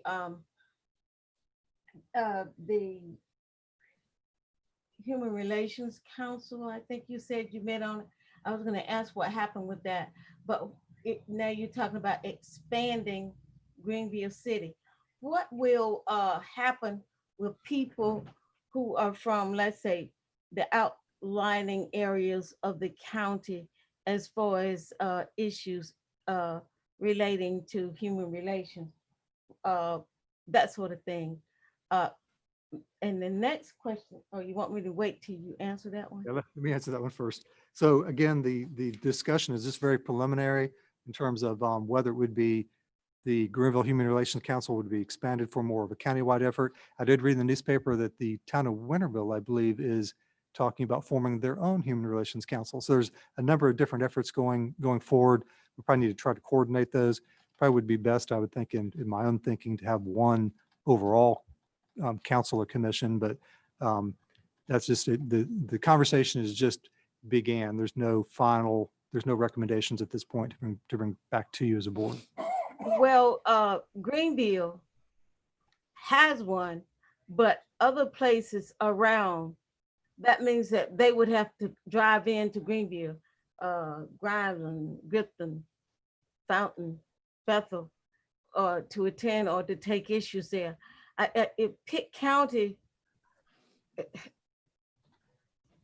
I don't know, I'm concerned about that. But I know Winterville has been having some issues. And there are other places that exist as well that people need to feel free about going.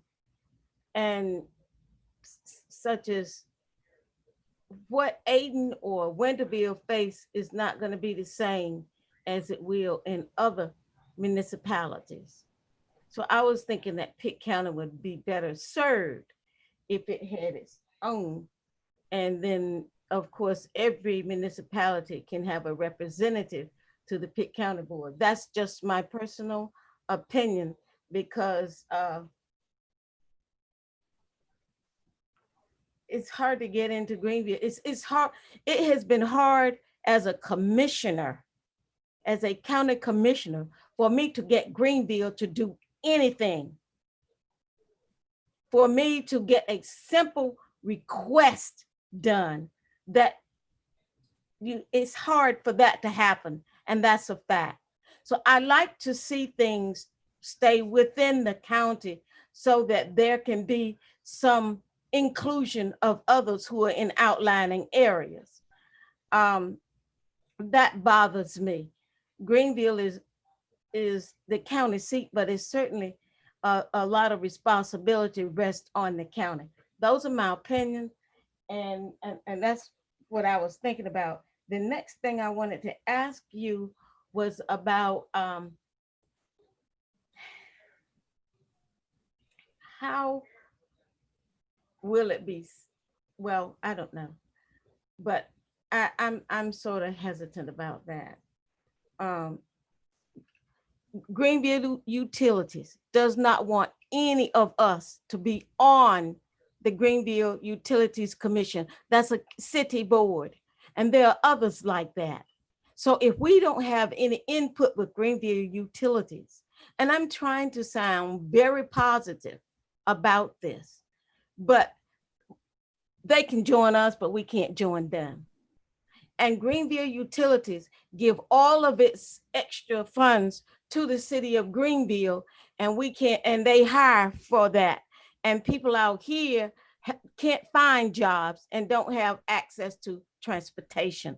So, and when you go, it's a different thing when you're addressing Greenville Utility, Greenville City. If I can answer, you do have one appointment, one nomination, I guess, that goes to the Greenville Utilities Commission, and that's for a customer who resides outside the city of Greenville, but yet is served by the Greenville Utilities Commission. I think you just acted on that maybe the last meeting. Well, it would never be over this way. 233 square miles, Mr. Manager. I don't know anybody ever over here who has served the Greenville Utility. It should be, we should work on our policies, because it should be a rotating thing.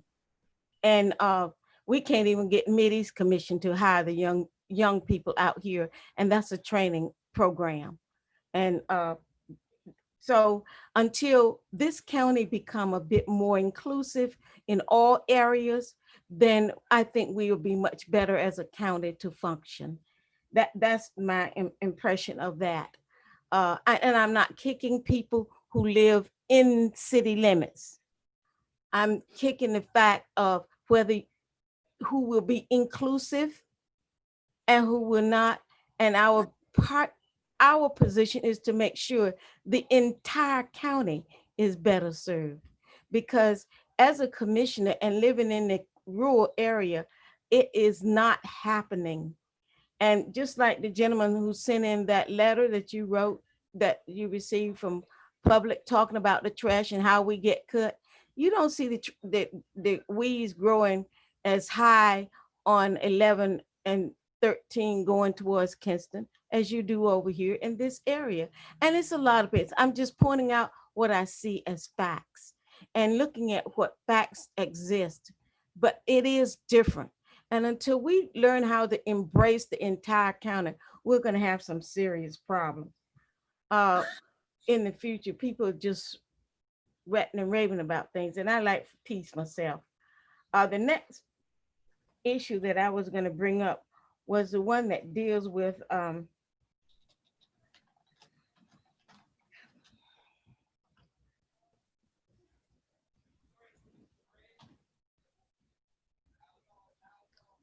While you think about that, Commissioner, I want to let somebody else go right now so I can calm down. if I can follow up on your first question on recycling, if you look at page 85 in your agenda package, and I'll put this up for the camera, this is the mailer that was mailed out to the public on recycling that shows the 3 categories of plastics, metals, and paper. On plastics, we got water, soda, juice, milk, and detergent bottles. Metal would be all cans, whether soda, food cans, pet food, and paper. We're talking about newspapers, office paper, and cardboard. And we do ask that the cardboard be flattened as it is shown in this picture. Please do not show up or put your cardboard out unflattened, or taped up. It has to be flattened. But this was mailed out to the public and is pretty self-explanatory. All right, thank you very Mr. much. Chairman, you next have Commissioner Ward. Okay, Commissioner Ward.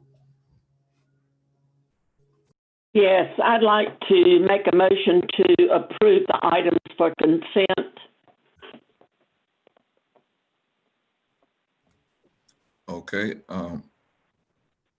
Are we finished? Thank you, Commissioner Ward. We'll certainly accept that.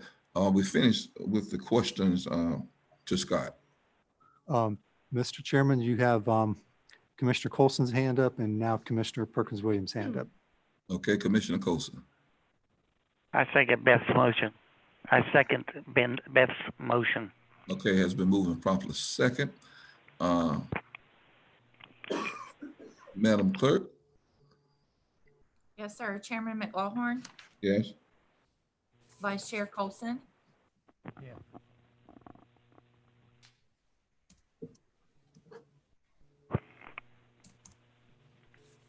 Vice Chair Colson, Yes. Commissioner Albright, Yes.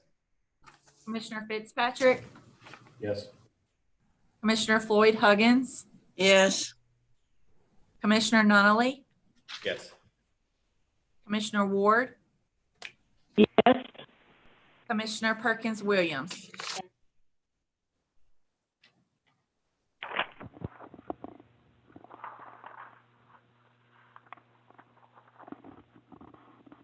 Commissioner Perkins Williams. Oh, I said yes a long time ago. Okay, motion passes unanimously. Okay. And Commissioner Perkins, you had another question or comment? I'll delay my comment. Okay, very good.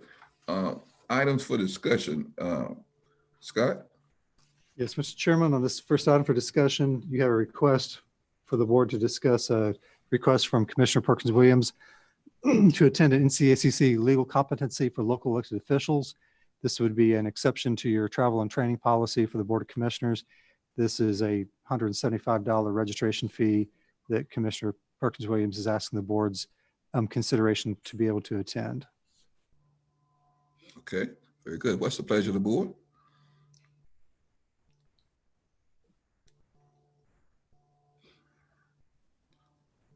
Do we have any hands up, Scott? Commissioner Fitzpatrick has his hand up. Commissioner Fitzpatrick. I would move that we approve that. Okay, it's been moved. Do we have another hand for a second? Commissioner Nunley. Commissioner Nunley. Second. I'll second that. That's been moved and properly second. Madam Clerk? Sir, Chairman McLaughlin, Yes. Vice Chair Colson, Yes. Commissioner Albright, Yes. Commissioner Fitzpatrick, Yes.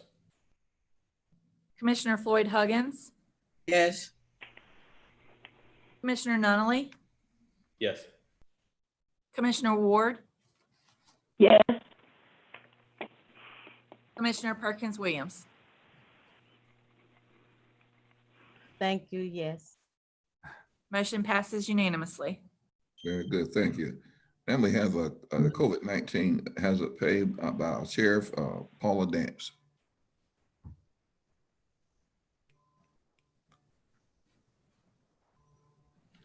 Good morning, Commissioner McLaughlin and the rest of the board. I am here today to talk about hazard pay for our law enforcement officers. Through this pandemic, the sheriff's office doors have never closed. The detention center doors have remained open. And even more, our officers have responded to a higher volume of calls. our deputies must respond to calls for service, whether there is coronavirus that is known to be present or unknown. Our deputies have had to transport mental commitments who were known to be positive with coronavirus. During the protests recently, our officers have had to come out in a support role to assist Greenville Police Department during those peaceful protests, and as a primary role to protect our courthouse. So again, as many others run away, our officers have stepped up, all hands on deck, and have run in. I would be asking that our officers be compensated for such. I do know that the CARES Act has some provisions in which our officers could be given this pay. I would be asking for $5,000 per officer or per member of the sheriff's office, or 5% of our members' yearly salary. Now, we had a brief discussion by my finance director with Mr. Barnett and Ms. Florida Hardy, but that was a very brief discussion. And we decided to then bring it before the board to have a discussion about our officers and their deserving of, in recognition of not only now, but as always, running in when others run away. And we'd ask that we be compensated as such. Again, the CARES Act, I'm not sure if the commissioners have received what the CARES Act allows, but it does allow for hazard pay to certain members of county government. And I would ask that you all would consider that. Thank you very much. Ms. Manager, would you and Mr. Barnett like to speak on that prior to the commissioner, please? Sure. I had, in my comments on the agenda abstract, I had made the following comments. I said it's recommended to delay any action, any consideration of this request at this time. Said there has been no, or I'd have to say limited discussion between the sheriff's office and county staff otherwise on this topic. So also there are other instances in which hazard pay could be applicable in the county to other departments if the board was to so choose. More importantly, it's noted that the CARES Act funding may be critical in assisting the county to meet revenue targets overall if the county's fund balance is reduced substantially to meet expenses. I alluded to sales tax being one major revenue source. It's our second highest revenue source other than ad valorem property taxes, that we've already seen a major decrease in the last reporting we got from the Department of Revenue in Raleigh. So I would recommend to delay any action on this until we see where we're going to land on our feet, at least through the first quarter or second quarter, which would be at the end of the calendar year on this. I think it would be irresponsible to do anything at this point in time. The sheriff office did pass out to us 2 charts showing that option 1, if you did $5,000 per employee, you're talking about $2.1 million, or if you're talking about option 2 at 2.5% of their salaries, you're looking at $1.1 million to appropriate these monies out of the county's $5 million pot right now, not knowing A, what testing is cost, B, what our revenue sources otherwise are going to do throughout the county. I would rather preserve these monies to shore up the county's fund balance, because if we don't shore up the fund balance, we may have to, worst case scenario, be looking at reduction of force mid-year if things continue to go south, if we don't economically recover from this COVID-19 situation as it is affecting our overall economy here in Pitt County and in the state and in the nation. That's all I have to say. Chairman McGraw-Horn, if I could just add something very quickly. Yes. There have been other departments and offices or agencies in the state of North Carolina and around in other states who have compensated their law enforcement officers for the heroic acts that they continue to do on a daily basis, and even during this pandemic. that no one knew would be something that we'd be having to face. But I feel like if other counties and city governments can recognize the difficulties that our first responders, specifically Pitt County Sheriff's Office, and the sacrifices that we have made for our community, I think it would be only right that our county would compensate us as such. Thank you. Thank you. Mr. Chairman, Was there any other commissioners' hands that would like to? you have Commissioner Perkins Williams, Nunley, and Ward with hands up. Okay, Commissioner Perkins Williams and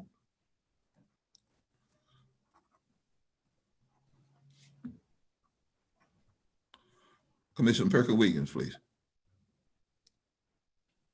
I'm sorry, I keep forgetting that you gotta unmute. In the CARES Act, isn't it that we have designated that every municipality in the county can get money from the state for the CARES Act? You initially, in the first round of monies, opened it up, asking them what their needs were, and we appropriated, I think, 15% of the initial $3.2 million.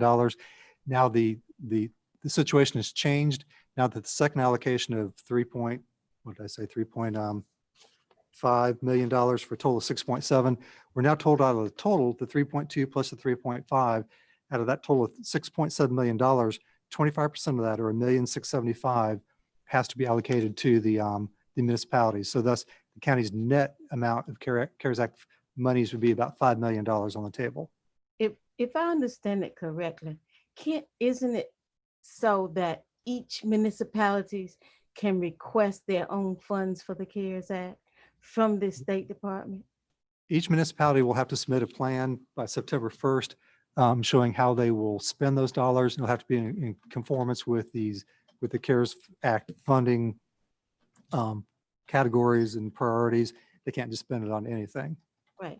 But how about the counties, municipalities such as Fountain and Grimes, and who may need some help?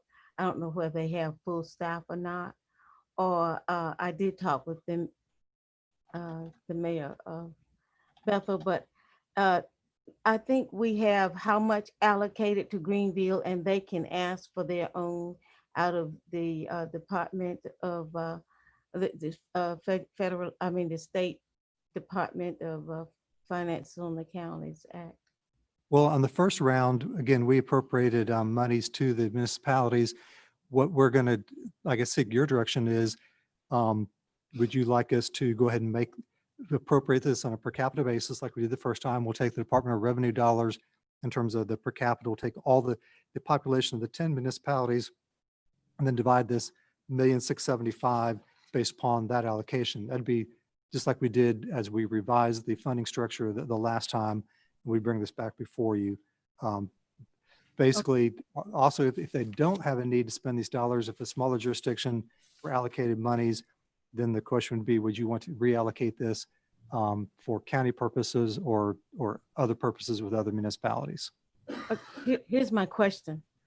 Who looks out for the deputies on the street who has to come regardless, other than the sheriff?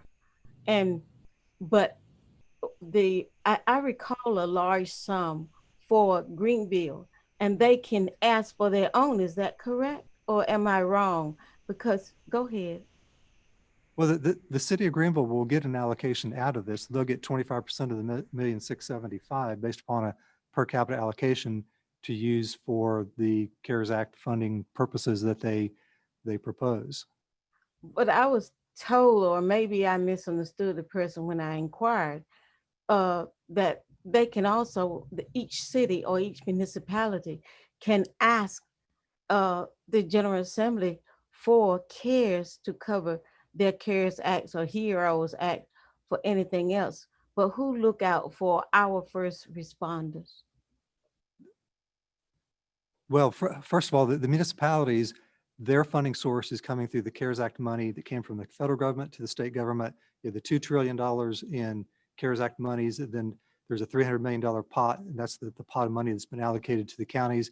And out of that pot, the municipalities are recompensated through this 25% I keep alluding to. The municipalities can also apply to FEMA, the Federal Emergency Management Agency, through the PA category, public assistance, for any expenses that the CARES Act may not fund. But who cares for our first responders? Pitt County government cares for our first responders, whether it's the Pitt County Sheriff's Office Detention Center, our EMS responders, technically our 911 responders, and in some respects, I don't know if the social workers going into, so social workers and our public health employees who are out on the street today working these testing sites, I would probably consider them all first responders. And whether they're Yeah, I do as well. And even the garbage collector, because I've been there more than I've ever gone to take my trash. But what I'm saying is, I was told that the cities can go to FEMA and ask for money. Am I completely wrong on that? Brian, do you want to have any, you probably go to the podium. Sure. The sheriff's already at the podium. Commissioner Perkins Williams, the cities, all the municipalities in North Carolina have the ability to go to FEMA directly through the FEMA reimbursement process that similar to the process that we use during our storm season. And we've encouraged all of our municipalities to do that. The portal has been open since the 1st of May. The county has taken full advantage of that, and I would expect the municipalities have also taken advantage of that process as well. And I understand that the sheriff, the office of the sheriff doesn't have that same privilege, or is it or is it not? I'm just trying to get a full clarification. From a FEMA perspective, the county as a group utilizes the portal. So the sheriff's office with our other departments have submitted invoices to my office, and I have then submitted those invoices for non-personnel related costs directly to FEMA. And we're in the process right now of going back and forth with FEMA to verify those expenses. And we hope to, by the end of July, to actually start seeing some of those funds being reimbursed back to the county. Well, since you're there, thank you for coming to the portal, to the podium. Mr. Brian, our finance officer.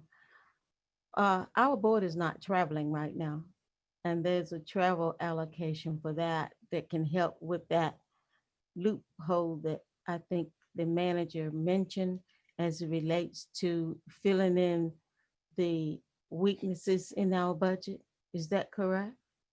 So the CARES Act allows us to look at expenses primarily on the personnel side of the dedicated employees. And we do have the option of essentially taking the CARES Act's funding and allowing us to pay for the cost of those employees dedicated to CARES Act.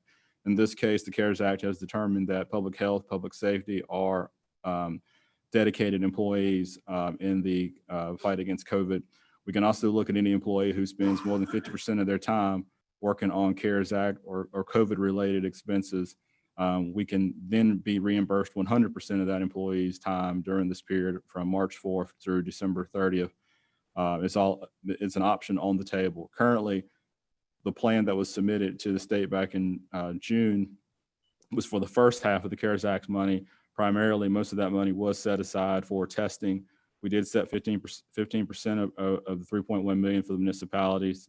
We would have to revise our plan before we could make any significant changes. But right now, primarily the funding was set up for testing. And we didn't do that much testing. Well, we're just starting the process. I believe Dr. Silvernell pointed out today is the first day of the major wide-scale county-sponsored testing. So we're going to start probably seeing those costs come in. I know I've had a stack of contracts on my desk to set up the testing sites. So the ball is just now really getting started. Well, the deputies put their lives on the line for all of us, and they have families as well. And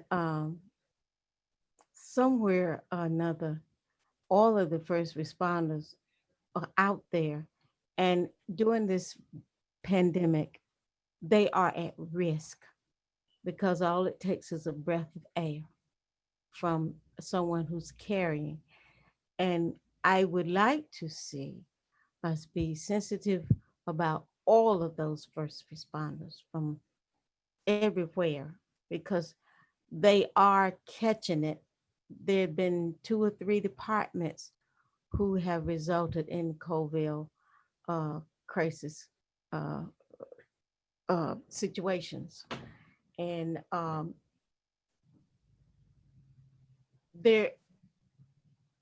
concerned about, I don't see any depth of staying home unless they are sick, because they are out there and they are working. And the same thing with the EMS people who run and pass a lot. And the citizens depend on these people being on the job whenever they are called. And so that's at risk. And I think we should be very sensitive about that and do as much as we can to honor what the sheriff is asking. And it is her job to look out for her situation as it relates to her staff. Same thing about Randy. I'm having a problem with names today, but we need to do that if we can. And if the cities, the municipalities can ask funds for what they have to, I think they should do that with FEMA. And we should look at the people who are going to respond to the folks, because they still have to address the heart attacks as well as the COVID patients. Thank you. Mr. Chairman, you have 2 other names up. If I can interject as well, looking at the big picture is kind of my responsibility and our finance director, Brian Barnett, in terms of make sure that we have the available revenues to provide the services we need to provide, but also looking at the picture of our national unemployment rate dropped from 13% to I think about 11.7. I'm sure Pitt County mirrors that at the same time. We're in the midst of a national, local, statewide recession. I think we are very blessed and as local government employees to have jobs. I'm not trying to be insensitive to the request, but again, I'm not saying not do this. I'm saying delay this until we see where we're going to land on our feet. But I think it would just send the wrong message to the community that we're giving special hazard pay increases to our employees when a good portion of our public may be unemployed to begin with. But I'll stop there. Otherwise, you have Commissioner Nunley and Ward. Okay, I will get to Commissioner Nunley and Ward in 1 second. I'm going to ask Scott, you and Mr. Barnett, in terms of reapplying for additional funds for the first responder of the Sheriff's Department. It seems as if I remember that could be done if the need was there. Could you comment on that, Mr. Barnett, in terms of the reapplying for additional funds? So there's really no process to reapply for funding. The process allows us, if we purchase items or we make any type of expense towards the fight against COVID to stop the spread, to reduce risk, we can be reimbursed for those funds. In terms of personnel, we can essentially swap the cost that we have set aside for personnel who are dedicated to COVID-19 with the CARES Act funding. So there are grants out there, but there's actually no other real mechanism to pay for expenses outside of those COVID-19 related reimbursable expenses. Okay, very good. Commissioner Nunley. Thank you, Mr. Chair. And this is a question, Brian, for you. And I think you might have just clarified it, but I just wanted to make sure that we understand correctly. how hazard pay and the CARES Act funding, how those relate to this specific request, and understand that management's position right now is that we delay and kind of see where we fall, but want to hear about how those kind of, I think you just touched on it, but I just want to make sure that we've got our bases covered on that and that I understand it. So Commissioner Nunley, just to spell out what the CARES Act states, the CARES Act does allow us to take hazard pay or special bonuses into effect for those employees who are working directly in regards to COVID-19. The CARES Act has determined that public health and public safety by terms of their jobs meet that requirement. We can also look at other employees who are spending at least 50% of their time working on COVID-19, especially if their time is spent on duties outside of their normal duties. Those employees can also be considered for hazard pay. We also must follow the hazard pay that's set up in our county's policy if we want to move forward. So if we do delay our decision, we want to make sure that we have the policy in place to cover that expense. And also that the CARES Act spells out that an employee, just by definition of being within a department, does not necessarily deem that employee as public safety. So for example, in the sheriff's office, they do have employees who do administrative type work similar to the folks in my office. Those people by CARES Act definition are not considered public safety, even though from the county standpoint, we group them as public safety. We put them in our audit as public safety, but the CARES Act does not include those employees as public safety. So what we have to consider is any decision that we make, can we justify that come January or February of 2021 when the county is being audited for these expenses? Right now, the penalty for exceeding any COVID-related expense, they haven't really spelled it out. There's a possibility that it could affect us for future state and federal funding. We as a county can make a determination that we're going to do hazard pay for all employees that we determine to be public safety, but we could not then use the CARES Act for that. So that's what the CARES Act spells out. It is an option that we have. If we make that decision, we would definitely need to change and revise the plan that we've submitted to the state. I do want to piggyback on what the manager said. We do not have to make that decision today. We can make the employee whole, but we don't have to make that decision today. From an overall financial standpoint, I'm hesitant right now to commit any future especially large sums of money until we have an understanding of what the fall is going to look like. I do not know what school's going to look like. I do not know how that's going to impact with ECU, how that impacts us financially as we move throughout this fiscal year. It's something that I would like to take a look at before we make any large decisions to implement anything today. Brian, thank you for that clarification. I think that it seems like there are a lot of variables. Thank you, Scott, for juggling, and I understand Sheriff Dance want to advocate for your officers, but I think that clarification that there's not just as simple as being reimbursed. I think that's important, and I think it's also important that we're fiscally responsible through this process. But thanks for that clarification. It makes it clear for me. Okay, Commissioner Ward. Yes, thank you, Mr. Chairman. I would like to just express my support for the recommendation of the manager and our finance officer.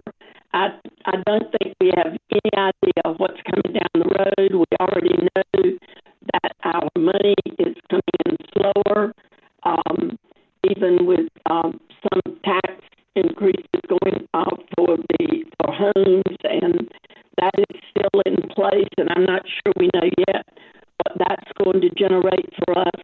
So I feel like we need to continue operating as we are now, and I think our county leadership has done a yeoman's job with this. So I would not be in favor of moving this money in this direction at this time. We have other departments, the health department, they are out making home visits. They're in the public. They have people coming in daily, lining up. Same thing with the EMTs, everything. So I think we just need to put that on hold until later when we get a clearer picture to because I think we're just kind of getting a picture of how it's going to be in Pitt County. Thank you. Thank you very much. Final statement from Sheriff Paula Dance. Thank you, Commissioner, Chairman. I just want to make 2 quick points. Our health caregivers are frontline. I admit that, and I applaud them. But I'd also like to remind people that they get to socially distance. They get to be prepared with their PPEs. Our officers often don't have that luxury. We're often jumping out of cars and going into scenes that we can't socially distance. It wouldn't be practical for us sometimes to wear our mask, as I stand here today, afforded the ability to be able to do that. So I'm not disparaging our health caregivers, they're front lines. I'm not saying that, to make a difference between us. But I have to look after my folks at Pitt County Sheriff's Office. And I have a responsibility to do that. Second point that I want to make, Greenville could technically take the money that they're given and pay their officers hazards pay with it. And that would be a darn shame if they get it and our officers don't, from the same pot of money. But those were just the 2 points that I wanted to make. Thank you for giving me that opportunity. Okay, thank you very much. What's the pleasure of the board? Mr. Chairman, you still have Commissioner Floyd Huggins' hand up. Oh, Commissioner Huggins, I'm sorry. Thank you, Mr. Chairman. I think all of us are sensitive to need of our sheriff department for our deputies of hazardous pay, as well as for all the other departments. But we as commissioners have a duty to be financially sound for the county. So I think, and maybe the manager can correct me if I'm wrong, that there are 2 motions that needs to happen, and one is whether or not we want to delay, and I will make a motion once I put these 2 out and see if I'm on the right path. Is that we decide on whether or not we want to delay the request or accept the manager and the deputy manager's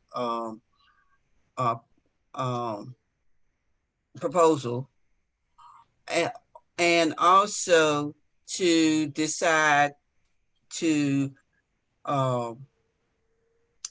give the 10% that is left from the 25% that we are, I would say, mandated to give from the total amount of money that we receive from the CARES Act. Is that right, Mr. Manager?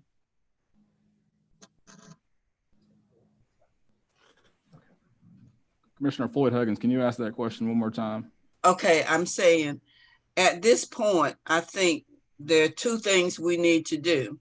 And I think maybe a motion would be in order. And number 1 is to decide whether or not we want to accept the sheriff's request, or to delay this decision based on the information from the manager and from you. And the other action I'm thinking that we need to make is that we allocate 10%, because we already allocated 15% to municipalities. So according to the CARES Act, we are to give to the municipalities 25%. So that's my question. We need to take 2 actions. Is that right? Commissioner Floyd Huggins, I would recommend on your last one on allocating the 10%, we haven't actually received that 3.5 million yet. I'd recommend let's bring that back as a separate matter and just deal with the sheriff's request. Okay. Okay. Well, either. okay. Well, then I would like to make a motion that we accept your recommendation on this request right now. Accept no recommendation or take no action. Take no action. Okay. Is there a second to that motion? No. Commissioner Nunley's hand is raised. I'd also like to make the point that Commissioner Ward, I think, got knocked off of the Zoom. She is with us via speakerphone on my phone here. Commissioner Ward, can you hear the conversation going on? Yes, I can hear it. Can you hear me? Okay. Yeah.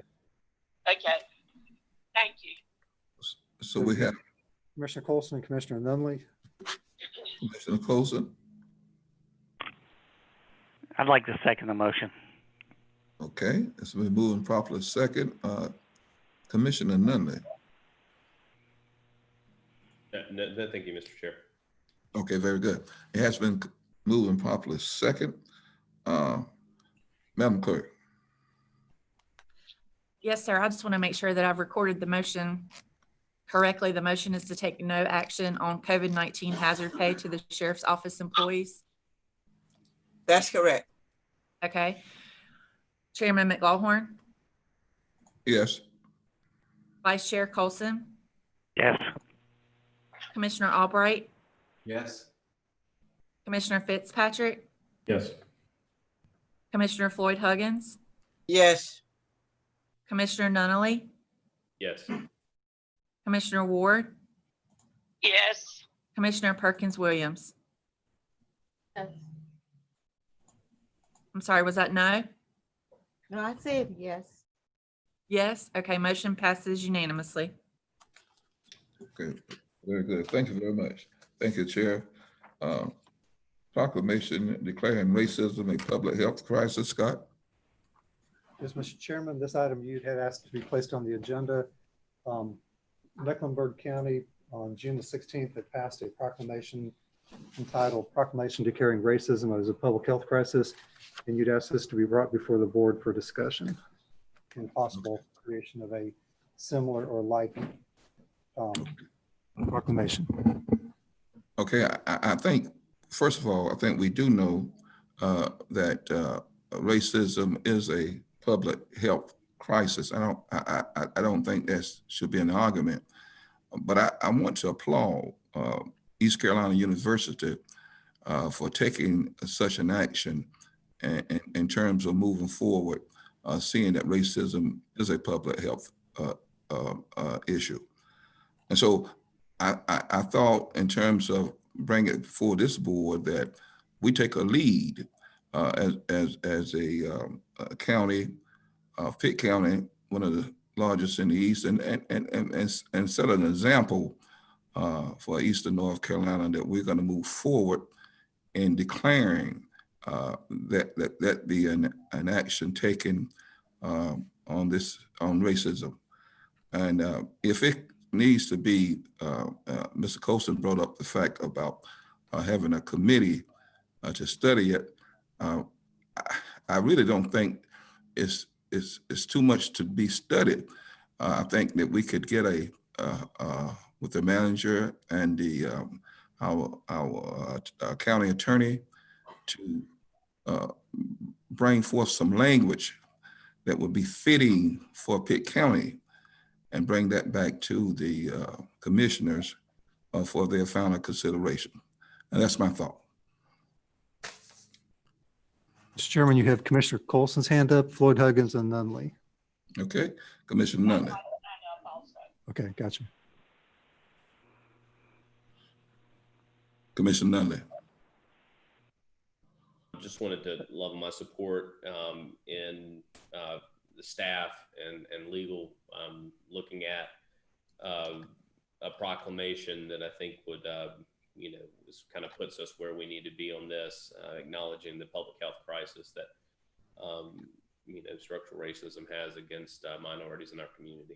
And so I hope that we just direct the staff today to develop something and bring it back to us. I don't think that we need to form a committee to do that. I think, as you stated, I think we can, direct staff and legal to come up with something that we can review and maybe act upon at our next regularly called meeting.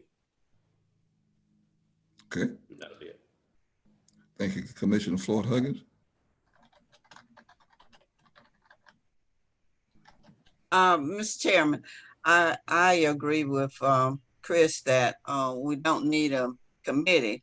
I would suggest that we, as commissioners, submit information or ideas that that could be included in this proclamation.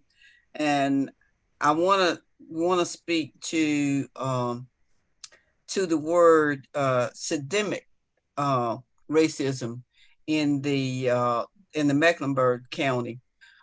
So I would hope that we would really look at that as we across our county, across our departments and agencies and whatever, and what we do as far as whether it's health, whether it's safety, whatever, that would be included in this proclamation.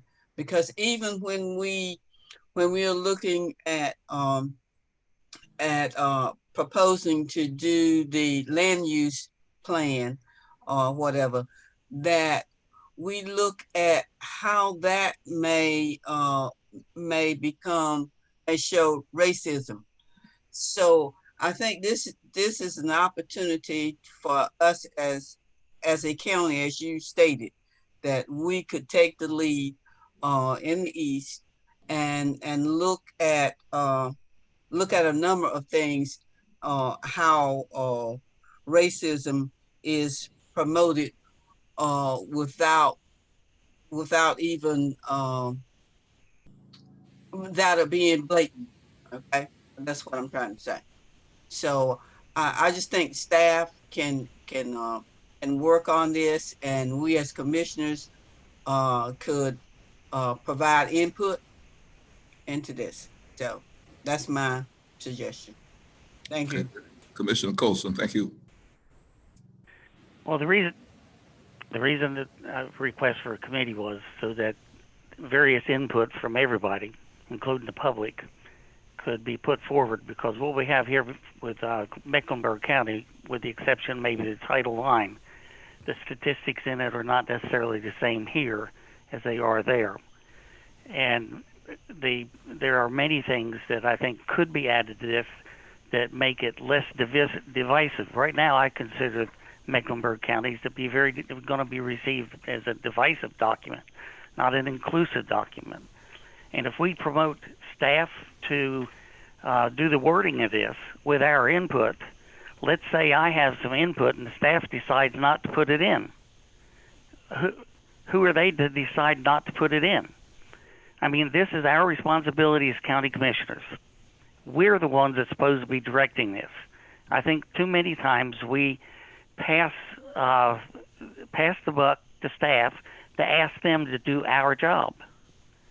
And so I'll put in a motion. Maybe I figured based on what everybody's saying, it's going to get defeated. But I would like to see a committee of at least 3 county commissioners and at least one public person, that could be more than that, at large, that could take the various inputs and sit down and debate them.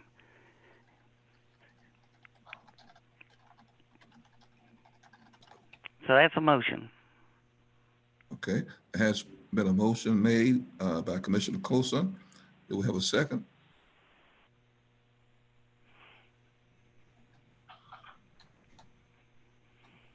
Okay.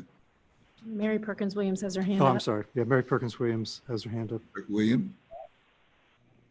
I would like to second Tom Colson's motion. Okay. It has been moved and properly second. Madam Clerk. Mr. Chairman, you did have Commissioner Ward with her hand up. Okay, Commissioner Ward. I was just having a little difficulty hearing what was going on. I wondered, I mean, is this a committee of commissioners and maybe someone from staff to come back to us with a statement for us to look at a later date? Because I'm in favor of it. I'm just not in favor of the way this one is particularly worded. I think we need to come up with our own. Well, I think that's a motion on the floor that Commissioner Colson made. There was another motion, well, not a motion, but a consideration by Commissioner Floyd Huggins to allow staff and the commissioners to give comments, if any, to staff as they would proceed with the proclamation. Well, as far as I'm concerned, I'm not that upset about the whole statement. I just think it needs to be tweaked a little. I'm not sure that we need to do a lot of research and get a lot of input, because I mean, I just think it may be our responsibility. But what is the motion that's on the floor that has been seconded? I didn't hear it well with my phone. Would you like to repeat that, Madam Clerk? The motion is to form a committee of at least 3 county commissioners to draft a proclamation in regard to declaring racism a public health crisis. Okay, thank you. And that got a second, right? Yes, it was made by Commissioner Colson and seconded by Commissioner Perkins Williams. Okay, thank you. And Commissioner Colson has his hand up potentially to clarify that motion. Commissioner Colson. Yeah, but you forgot the somebody from the public. I said at least 3 county commissioners formed the committee formed of 3 county commissioners and somebody at large from the public. Or Okay. It could be more. Could be more commissioners. Could be more people from the public. But So, to have and- this commission to be able to, put together language that's fitting and proper for Pitt County. Okay, so the motion has been revised to form a committee of at least 3 county commissioners and at least 1 at-large member to draft a proclamation in regard to declaring racism a public health crisis. Okay.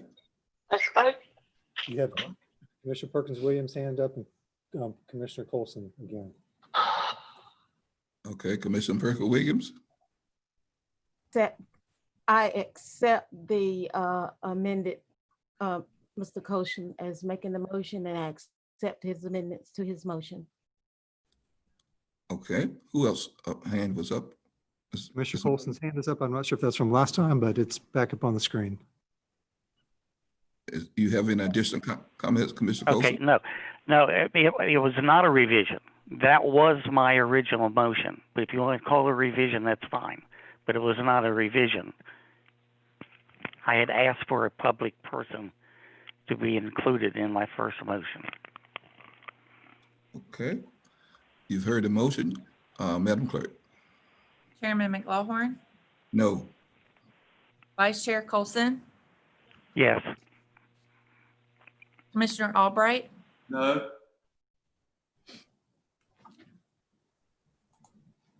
Commissioner Fitzpatrick, Yes. Commissioner Floyd Huggins, No. Commissioner Nunley, No. Commissioner Ward, Yes. Commissioner Perkins Williams. Yes. So I believe we have a tied vote 4-4 if White's doesn't count. White's vote does not count and it requires 5 to prevail. So it does not prevail, it fails. Okay. Moving forward, items for decision. Yeah, Sheriff Dance with body cameras. Yes. So is there any action on that?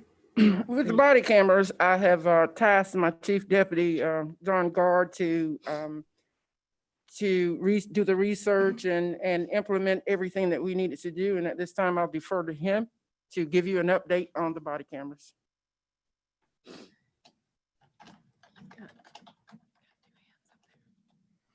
Thank you, Sheriff Dance.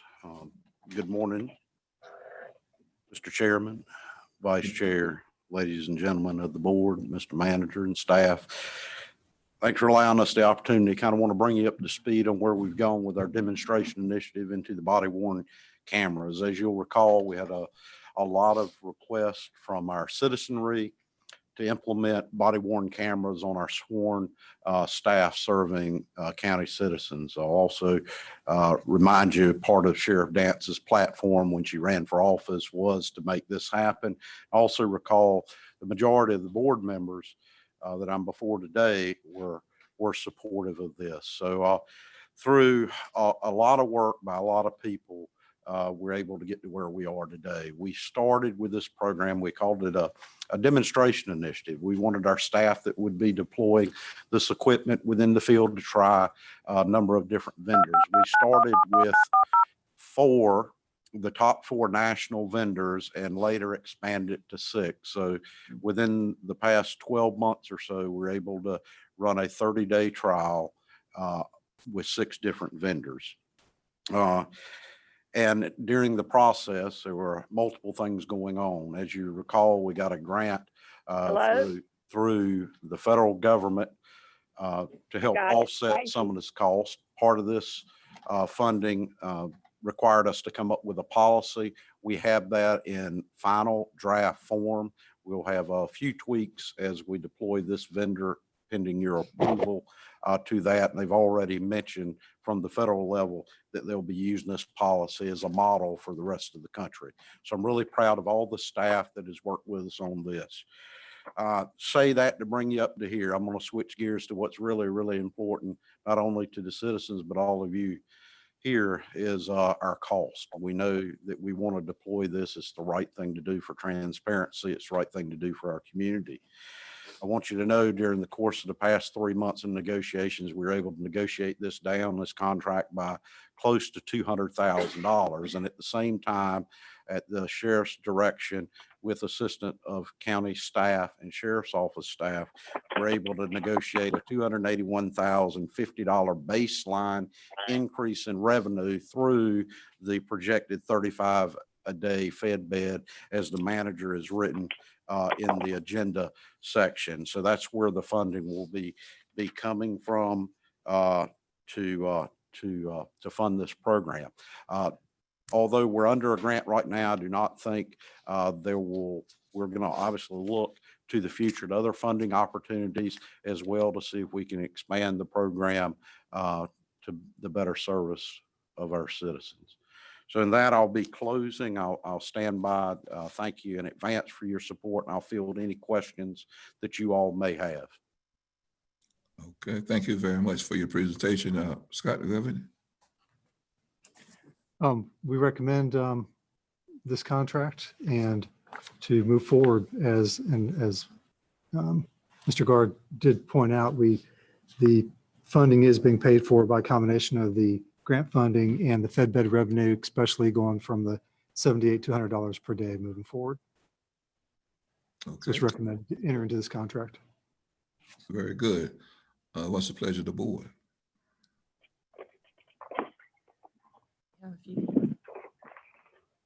So also, we've had 3 hands up even before this. I'm not sure if this was regarding the last topic on the proclamation, but we did have Nunley, Floyd Huggins, and Fitzpatrick hands up. That was prior to, I think, consideration of a motion, but I'm not for sure.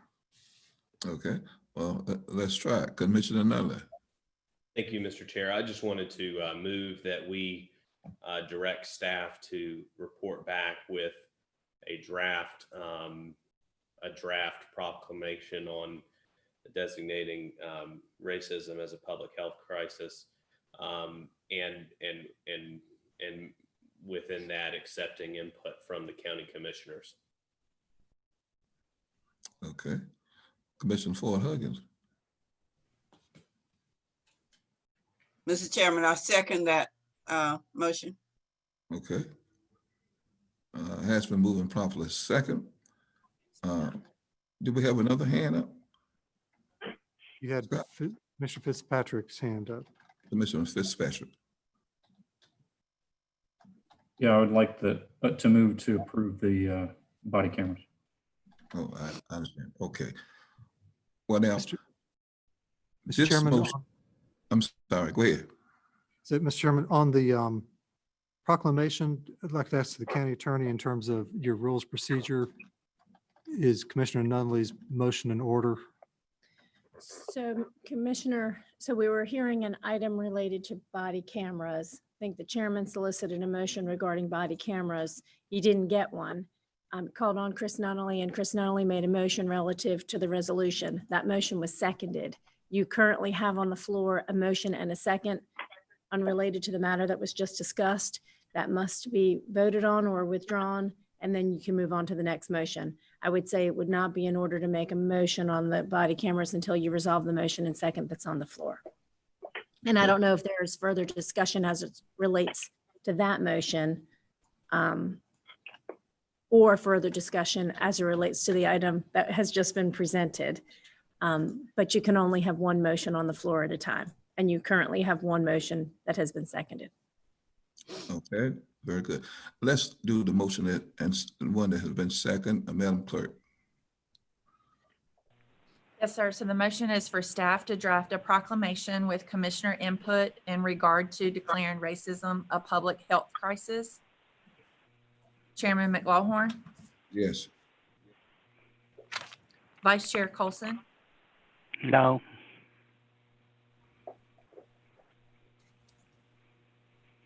Commissioner Albright, Yes. Commissioner Fitzpatrick, Yes. Commissioner Floyd Huggins, Yes. Commissioner Nunley, Yes. Commissioner Ward, Yes. Commissioner Perkins Williams. No, I think the staff had get a lot of dunked on. No.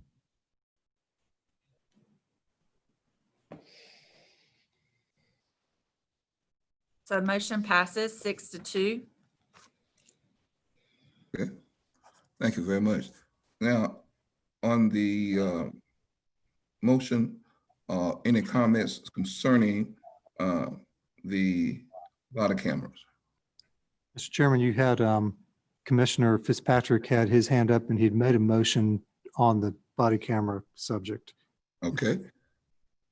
Did I we will have speak to him. do we have a second on Mr. Fitzpatrick's motion? You have hands up by Commissioner Yeah, Nunley and Commissioner sorry. Perkins Williams. Yeah, two hands up, Perkins Williams and Nunley. Commissioner Nunley. Second, Commissioner Fitzpatrick's motion. Okay, it has been moved and properly second. Commissioner Perkins Williams. What I was gonna do is second Fitzpatrick motion. That's what I was gonna do. Okay, very good. Has been moved and properly second on the motion made by Commissioner Fitzpatrick. Madam Clerk. Yes, sir. Chairman McLawhorn, Yes. Vice Chair Colson, Yes. Commissioner Albright, Yes. Commissioner Fitzpatrick, Yes. Commissioner Floyd Huggins, Yes. Commissioner Nunley, Yes. Commissioner Ward, Yes. Commissioner Perkins Williams. Yes, without a Motion- doubt. Motion passes unanimously. Very good. Thank you very much. Personnel ordinance amendments, Florida Hardy.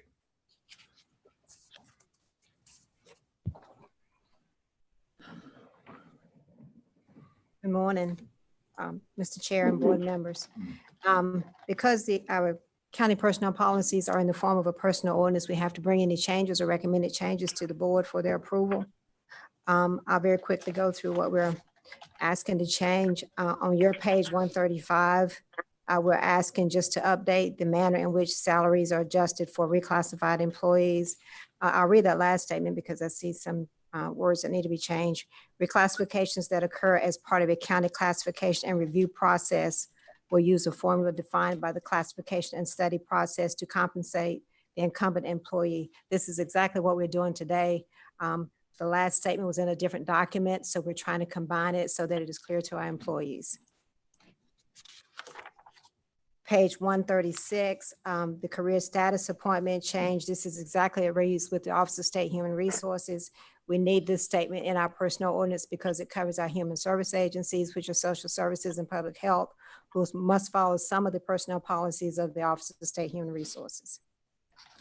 Page 137 in your packet is regarding inclement weather emergency closing, and we're only changing one item, and that is in D2.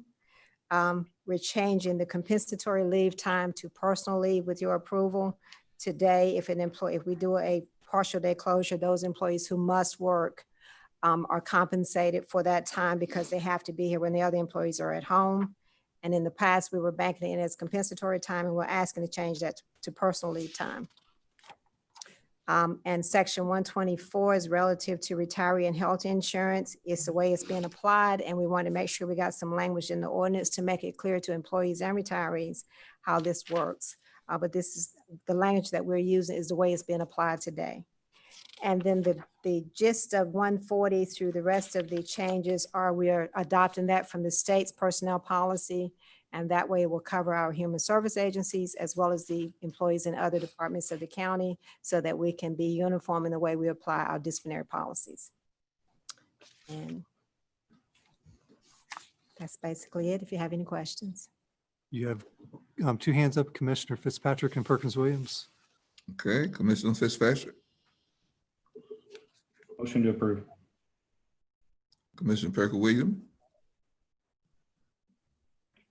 I second it. That's been moving properly. Second, Madam Clerk. Chairman McLaughlin, Yes. Vice Chair Colson, Yes. Commissioner Albright, Yes. Commissioner Fitzpatrick, Yes. Commissioner Floyd Huggins, Yes. Commissioner Nunley, Yes. Commissioner Ward, Yes. Commissioner Perkins Williams. Yes. Motion passes unanimously. Thank you.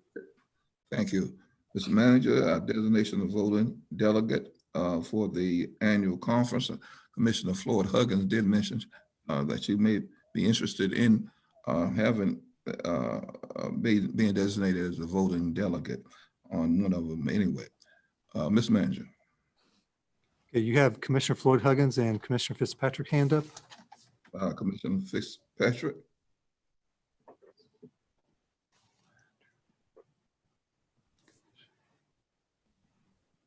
Commissioner Fitzpatrick. Motion to approve. I second it, Beth Ward. Okay, motion to approve and it's been second for Commissioner Floyd Huggins as a voting delegate for the NCACC annual conference. Madam Clerk. Chairman McLaughlin, Yes. Vice Chair Colson, Yes. Commissioner Albright, Yes. Commissioner Fitzpatrick, Yes. Commissioner Floyd Huggins, Yes. Commissioner Nunley, Yes. Commissioner Ward, Yes. Commissioner Perkins Williams. Yes. Motion passes unanimously. Very good. Now I have the designation of voting delegate for the NACO. You have a hand up by Commissioner Perkins Williams. Commissioner Perkins Williams. And Commissioner Fitzpatrick. Commissioner Perkins Williams. Same person.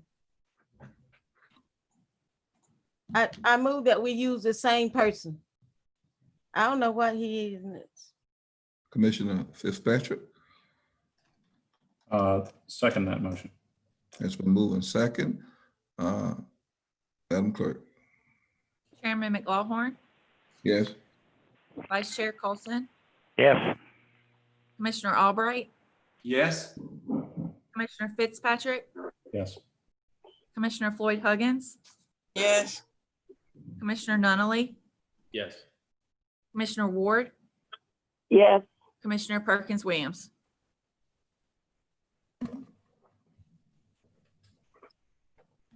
Yes. Motion passes unanimously. Very good. Thank you. Reappointment to the Convention and Visitor Authority. Mr. Elliott. Yes, Mr. Chairman, you have a recommendation from the Greenville City Council requesting Tyler McDowell be reappointed. And you have a hand up Fitzpatrick and Nunley. Commissioner Fitzpatrick. Motion to approve. Commissioner Nunley. Second. Moving properly second. Madam Clerk. Yes, sir. Chairman McLaughlin, Yes. Vice Chair Colson, Yes. Commissioner Albright, Yes. Commissioner Fitzpatrick, Yes. Commissioner Floyd Huggins, Yes. Commissioner Nunley, Commissioner Ward, Yes. Commissioner Perkins Williams. Yes. Motion passes unanimously. Thank you. Appointment to the Pitt Area Transit Advisory Board. Mr. Manager. Yes, Mr. Chairman, on the PATS board, you have a recommendation to appoint Ryan Mayers to this board. You have a hand up by Fitzpatrick and Nunley. Motion to approve. Commissioner Nunley. Second. Has been moving properly second. Madam Clerk. Chairman McLaughlin, Yes. Vice Chair Colson, Yes. Commissioner Albright, Yes. Commissioner Fitzpatrick, Yes. Commissioner Floyd Huggins, Yes. Commissioner Nunley, Yes. Commissioner Ward, Yes. Commissioner Perkins Williams. Yes. Motion passes unanimously. Very good. Appointment to the Greenville Utilities Commission. Mr. Manager. Yes, Mr. Chairman, on this one, you have a recommendation for a nomination for Dr. Christian Braswell to be appointed to the GUC board. Okay, very good. Pleasure of the board. Have your hands. Yes, you have Fitzpatrick and Nunley. Commissioner Fitzpatrick. A motion to approve. Commissioner Nunley. Second. Madam Clerk. Chairman McLaughlin, Yes. Vice Chair Colson, Yes. Commissioner Albright, Yes. Commissioner Fitzpatrick, Yes. Commissioner Floyd Huggins, Yes. Commissioner Nunley, Yes. Commissioner Ward, Yes. Commissioner Perkins Williams. Yes. Motion passes unanimously. Mr. Chairman, Yes. if it's appropriate at this time, and I'm sort of asking the attorney, I would like to recommend that we make an appointment to the Development Commission. It's been open for a long, long time, and the person who has applied is representing an area that is not represented as well as it should be, and she's very willing to serve. And if it's appropriate, I'd like to make that recommendation. It is appropriate to make the motion, Mr. Chairman, because it was added to your agenda at the beginning of the meeting. Okay, I couldn't remember. It's been so long since the beginning of the meeting. I apologize. So I would like to recommend that we appoint Linda Smith to our Development Commission. Okay. You have 3 hands up now, Nunley, Perkins Williams, and Colson. I'm not sure which one first. Mr. Nunley. Thank you, Mr. Chair. And I would also like to nominate Siri Steele, who is an applicant, a bona fide applicant. Currently, there's no representation from District 3. That's the district I serve. Ms. Steele lives in the Grimesland area. She is a non-retired realtor. and really connect, and I feel like would be a good addition to the Development Commission. So I will nominate her to serve.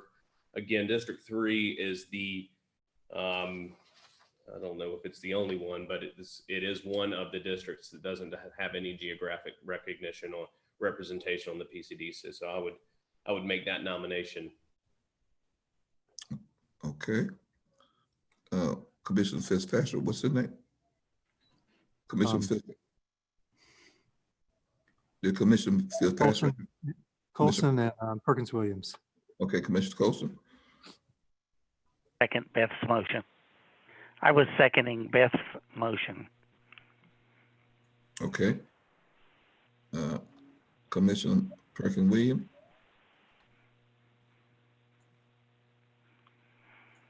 I agree. I mean, Tom, great. Thank you, Tom. Okay, it's been moving properly. Second. You have a hand up from Commissioner Floyd Huggins. Commissioner Floyd Huggins. I'll second Nunley's motion, so at least get voted on. Okay, that's been. Yeah, can I clarify? The substitute motion, Yeah. Madam And if I may, Attorney?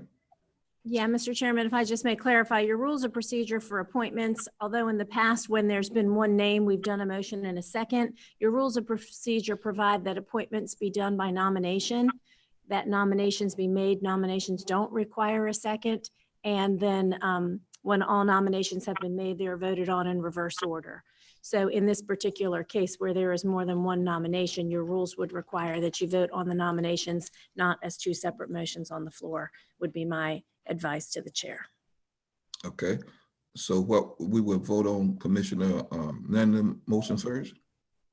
If you were following your rules of procedure, yes, sir. Okay, very good. Madam Clerk? So this is for the nomination of Sari Steele, Chairman McLaughlin, Yes. Vice Chair Colson, No. Commissioner Albright, No. Commissioner Fitzpatrick, Yes. Commissioner Floyd Huggins, Yes. Commissioner Nunley, Yes. Commissioner Ward, No. Commissioner Perkins Williams. No. So the motion fails 4-4.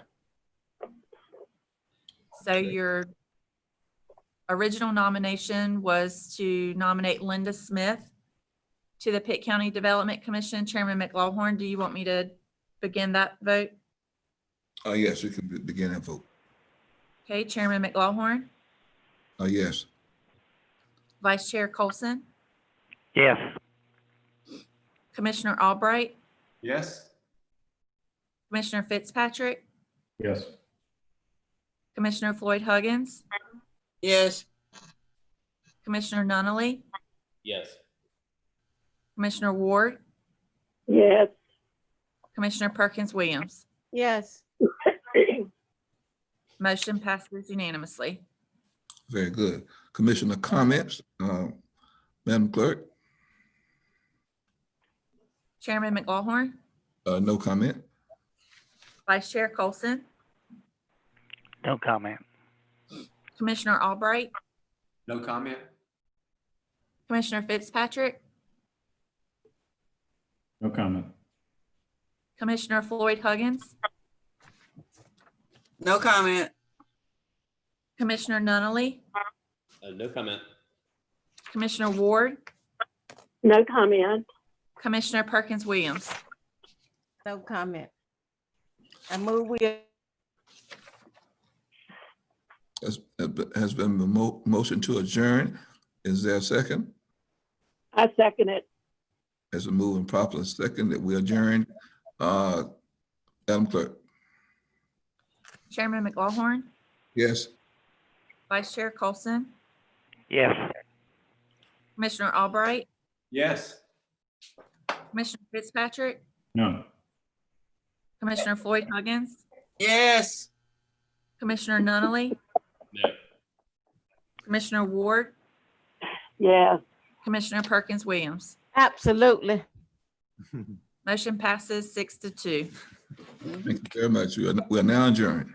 Thank you. Have a good day. Stay safe. Goodbye.